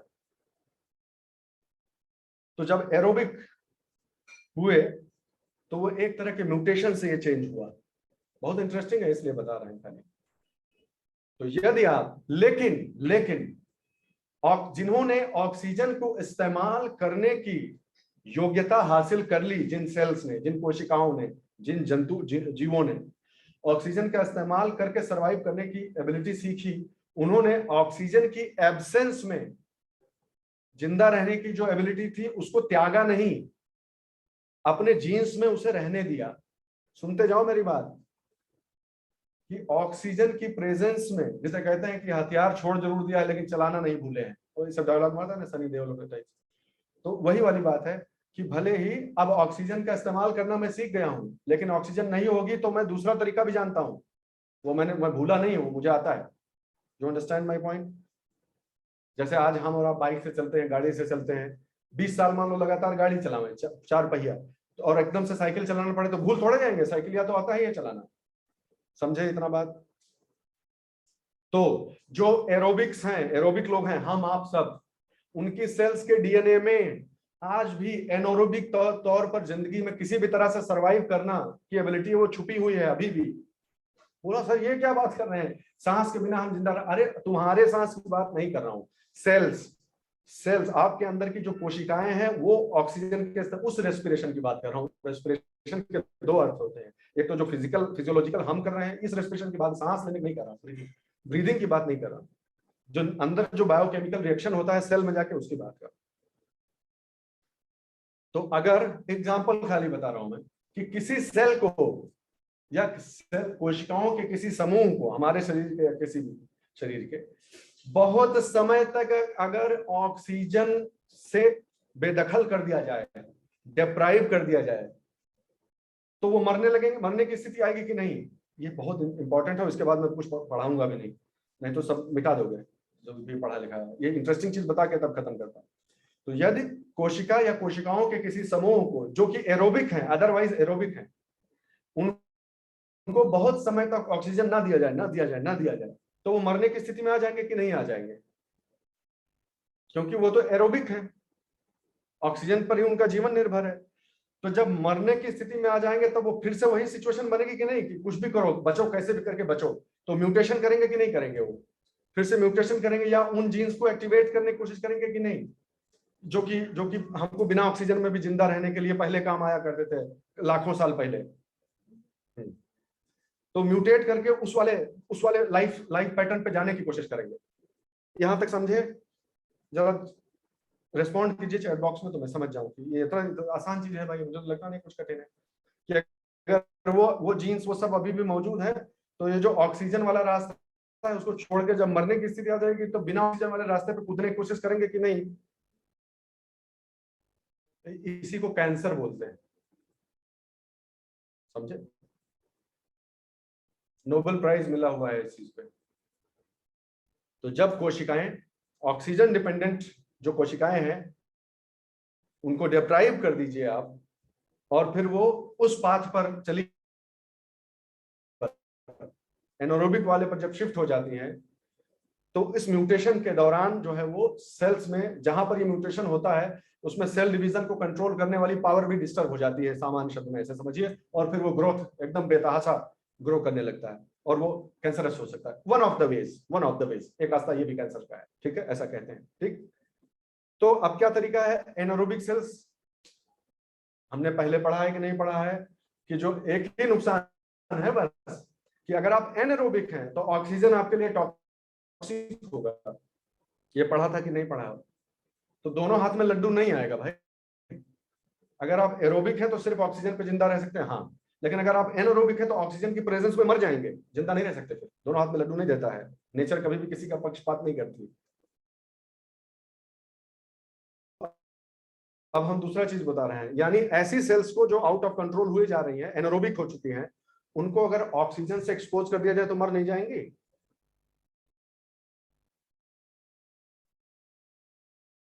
समझे बात? तो क्या ऑक्सीजन रिच एनवायरमेंट जो है, ऑक्सीजन रिच एनवायरमेंट क्या एंटी कैंसरस है? शायद हाँ, we are no authority to say that, सिर्फ स्टडी के बेसिस पर, ये इवोल्यूशनरी लिंकेजेस है इसलिए बता रहा हूं। तो ये घटना होती है कुल मिलाकर। तो हो सकता है ऑक्सीजन रिच एनवायरमेंट बना रहे शरीर में या कहीं भी, एक हाइपोथेसिस है कि ऑक्सीजन रिच अगर आप बने रहे तो हो सकता है कि उधर शिफ्ट करने की नौबत ही ना आए, म्यूटेशन ऐसे हो ही ना। Just a thought I wanted to tell you. Okay, पढ़ो इस पर, अगर मौका मिलेगा तो पढ़ोगे, नहीं कोई जरूरत नहीं बहुत ज्यादा। फिर अगली घटना क्या हुई, मैग्नेटिज्म डिस्टर्ब हो गया, एटमॉस्फेयर चला गया। दो घटनाएं, तीन और बची हैं, दो घटनाएं बस और बची हैं। लीकिंग अर्थ फिनोमेनन इसको कहते हैं। लीकिंग अर्थ में क्या हुआ बता देता हूं मैं तुम्हें, गूगल अर्थ देख लो, समझ लो फट से, मैं बता ही देता हूं। ये देखो, लीकिंग अर्थ में क्या हुआ कि जहां ये जो प्लेट्स के मिलने की जगह होगा है ना, या कहीं भी किसी भी जोन में हो सकता है, जहां पर प्लेट्स के जो मिलने की जगह है, प्लेट्स के जो मिलने, ये लैंड मास और वाटर, लैंड मास वाटर, इन्हीं के सबडक्शन जोन में या कहीं भी किसी भी जगह से ओशियंस का लगभग 3% पानी, सुनते जाइए ध्यान से, ओशियंस का 3% पानी अंदर मेंटल में घुस गया। मेंटल में तब तक नहीं घुस पाता था वो जब तक 600 या कितने डिग्री से ऊपर रहता है, तो फिर वो घुसने ही नहीं देगा, इवेपोरेट कर देगा पूरी तरह से। लेकिन धीरे धीरे जैसे जैसे मेंटल थोड़ा सा शांत हुई, थोड़ा सा ठंडी हुई, तो कहीं कहीं पानी को जगह मिला तो घुसना शुरू कर दिया। इसको लीकिंग अर्थ बोलते हैं। खाली अर्थ के लिए नहीं, कोई भी प्लेनेट है उसकी लाइफ साइकिल, अगर वहां पानी है तो उसकी लाइफ साइकिल में यही होगा। कूलिंग के स्टेज में जैसे जैसे आता जाएगा, थोड़ा पानी जो है वो मेंटल में गया। जब मेंटल में गया तो सी लेवल जो है वो थोड़ा सा कम हुआ, ओशियानिक सरफेस थोड़ा कम हो गया। जैसे ओशियानिक सरफेस कम हो गया तो क्या ज्यादा हो जाएगा, लिखो चैट बॉक्स में। अगर पानी रिसीड करेगा तो कौन सी चीज एक्सपोज हो जाएगी?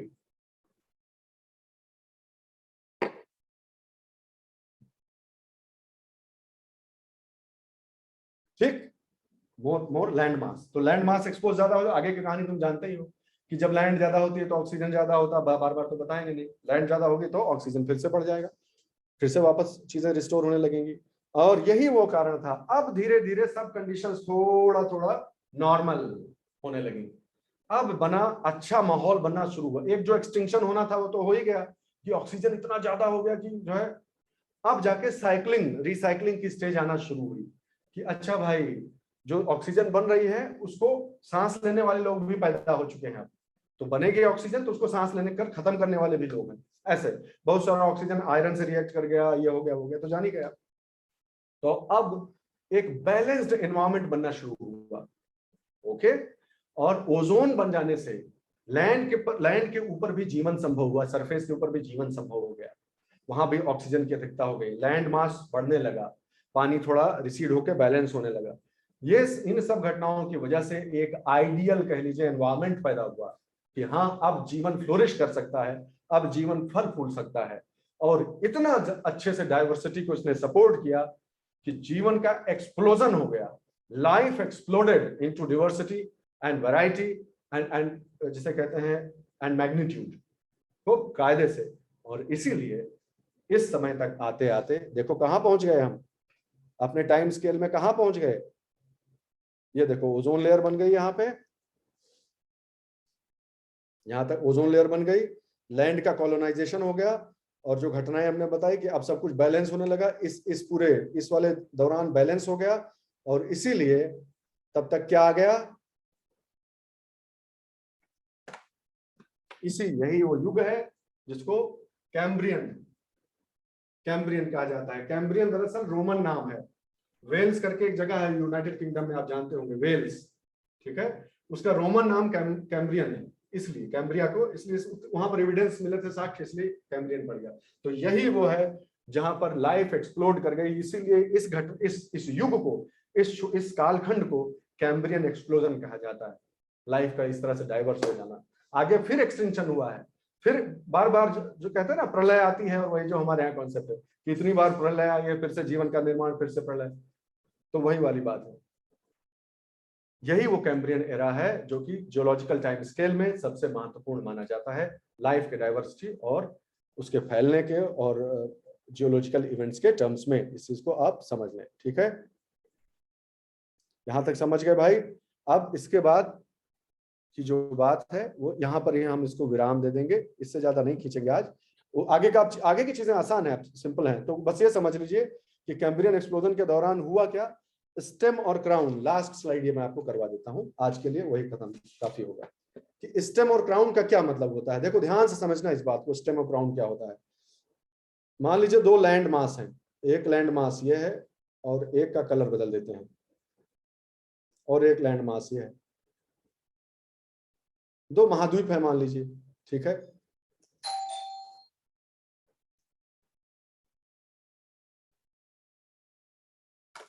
ठीक। अब समझिए इस बात को, आप जानते हैं प्लेट्स मूव कर रही हैं आपस में, प्लेट्स का मूवमेंट हो रहा है। जब कभी ये दोनों सुपर कॉन्टिनेंट, ये कॉन्टिनेंट्स आपस में पास में आए, ठीक है, पास में जब ये आएंगे तो इधर का जो स्पीशीज है वो इधर, इधर की स्पीशीज इधर, आपस में एक दूसरे की जो जो जो जैसे कहते हैं कि डाइवर्सिटी है, लाइफ की जो डाइवर्सिटी है, जो स्पीशीज है, आदान प्रदान होगा कि नहीं होगा, आदान प्रदान होगा उनका, ठीक है। अब इसका अपोजिट लीजिए कि मान लीजिए जब ये पास में थे और तब यहाँ पे कुछ जीवन की उत्पत्ति हुई, एक पर्टिकुलर स्पीशीज बनी, और फिर वो अलग अलग हो गए, तो उसके कुछ मेंबर इधर चले जाएंगे, कुछ मेंबर उधर चले जाएंगे, है कि नहीं। तो जो कॉमन है वो दो में बट जाए, एक ये, तो कैसा स्ट्रक्चर बनेगा बताओ मुझे। अगर इसको रेखांकन के सहारे दर्शाना हो तो कोई कॉमन था, और फिर जब प्लेट्स मूव करने लगी तो एक इधर चला गया, एक इधर चला गया, ठीक है। फिर आगे उसके साथ भी हो सकता है ऐसा ही हो, दो टुकड़ों में बट जाए तो एक ये स्ट्रक्चर हो गया। और दूसरा स्ट्रक्चर ये है कि ऐसे और ऐसे अलग अलग थे और वो साथ में आ गए। तो ये देखो ये कैसा है, ये मुकुट जैसा नहीं बन रहा है, मुकुट, और ये पेड़ जैसा, वृक्ष जैसा नहीं बन रहा है। यही स्टेम इवोल्यूशन और क्राउन इवोल्यूशन कहलाता है। Very very simple.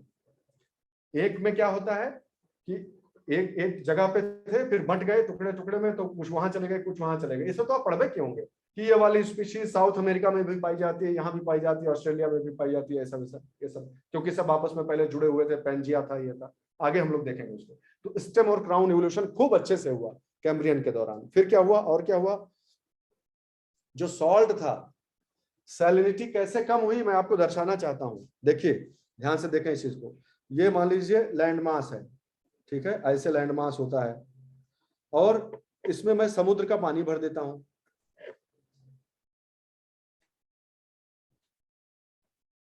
समुद्र का पानी भरा हुआ है।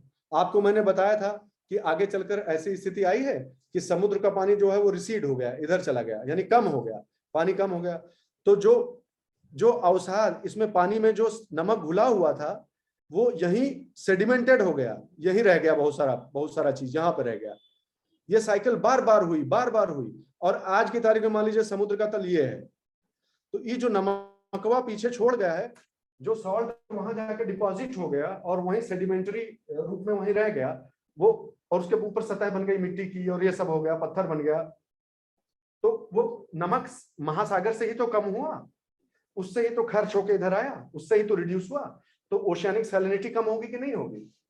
तो ये ड्राई वेट की जो साइकिल बनी, या कह लीजिए लॉन्ग टर्म की बात कीजिए कि जब बहुत एक लंबे समय में सागर तट जो है वो ऐसे इस तरह से पानी जो है कम हो जाएगा तो बहुत सारा चीज वहां छूट जाएगा, है कि नहीं है? और फिर काला नमक सुने हो, रॉक सॉल्ट, सेंधा नमक,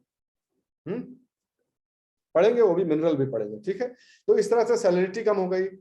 दूसरी बात कि ओजोन लेयर बन चुकी थी, इसलिए कॉम्प्लेक्स मल्टीसेलुलर ऑर्गेनिज्म बन पाए।